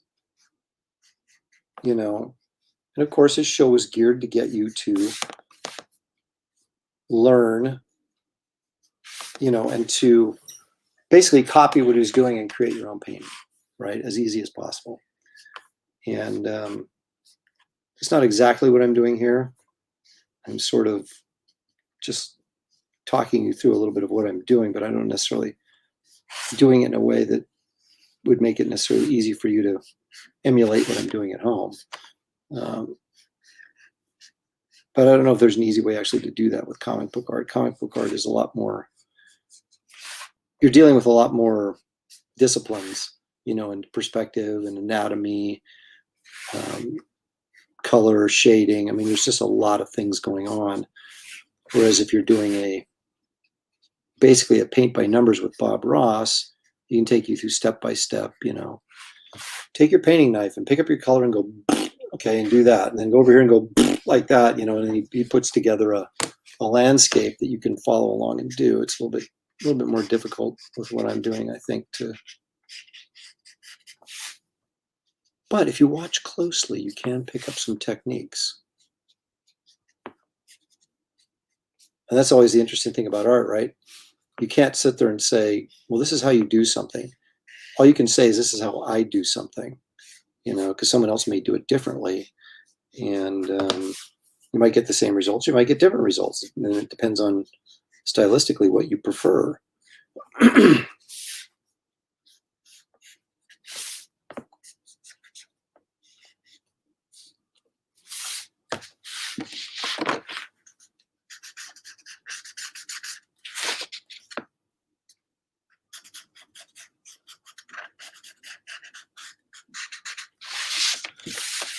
Oh, but David Williams was telling me that he watches a lot of these live streams because while he's working or has them on, because as you're stuck in your home studio working, it sort of allows you to connect with other artists, even though you're not really there, or they're not really. I mean, we are obviously here, but although we're hundreds or thousands of miles. Hundreds of miles apart, thousands of miles apart. Well, I guess if you're in New York, that you can still sort of connect on a level. It feels like you're not sitting alone in your studio all day. And I can appreciate that because I do the same thing. It seems like all I'm doing is live streaming in these days, but I do listen to other live streams and at times just for background noise, if nothing else. So, alrighty, there it is. Rat Fink, I believe, is the name of this character, or something of that nature. There we go. That's pretty good lighting right there. So I'd like to think that I captured the essence of this character correctly.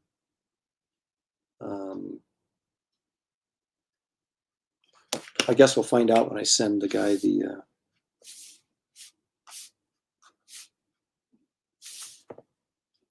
scan of the art. Oh, I'm going to put a little shadow in there. See, there's always, here I am going the extra mile.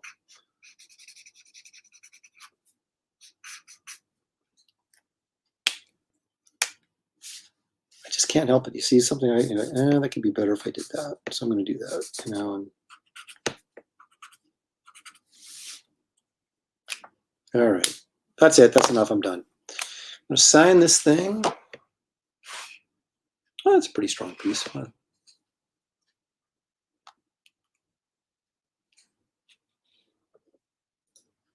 Dude, at least you can do it. I used to be able to, change my oil and do, I've changed an alternator before, replace the battery, things like that. But on older cars, when you can actually get in them and work on them, because I didn't know all the electronic stuff, but could not change shocks, I don't think, without some serious help. My dad was very handy. I spent my time doing stuff like this as opposed to learning to work on cars, which I do miss a little bit, that I am not more handy. Because I admire people who are. So you have my admiration. How about that?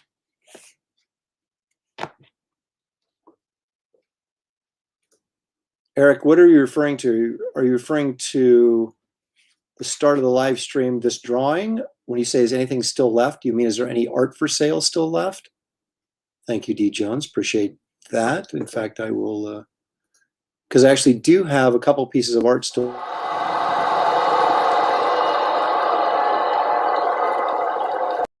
I think I just cut myself off. What I was saying was I do have some artwork left, Eric, if that's what you're asking for sale, if that's what you're asking.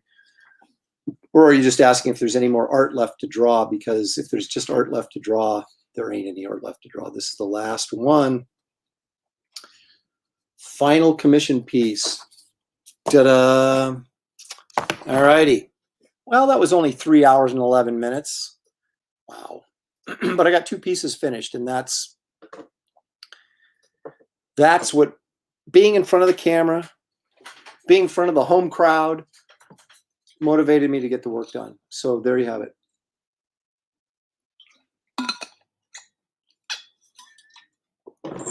Let me remind everybody that this is now available for order on Amazon and through your local comic shop. So don't miss out on that.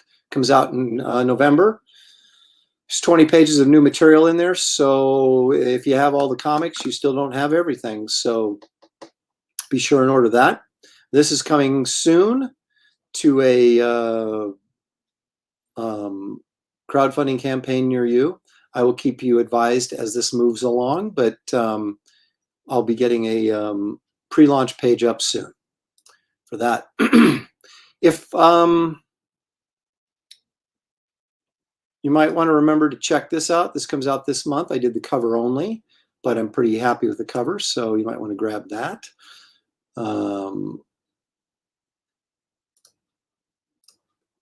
Ms. Marvel is still for sale. Mary Marvel and Big Barda are gone, but Ms. Marvel is still available for sale if you're so inclined. Iron Man is still for sale. He's only 200 now, not 250. In fact, let me take that picture off and put that one up there. So 200 for Iron Man, 200 for Ms. Marvel, and Frankenstein is sold. So those are the only two pieces left here and here. They're still available from Aaron Kahn. How fast can I do this? Do. It's like they're dancing. Do. Okay, anyway. I think that's just about all I got for you.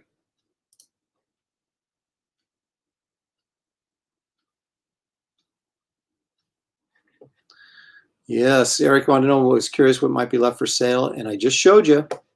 So let me click her off so you can see me again, because wouldn't you rather look at me than Ms. Marvel? All right. Oh, hear my back pop. All righty.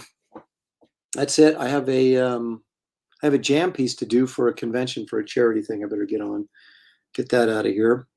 And then I have some paying gigs that I probably should start since I've totally melted down and shut everything down for Aaron Kahn. I got to get back into real life. But real life for me is still comic book drawing one way or another.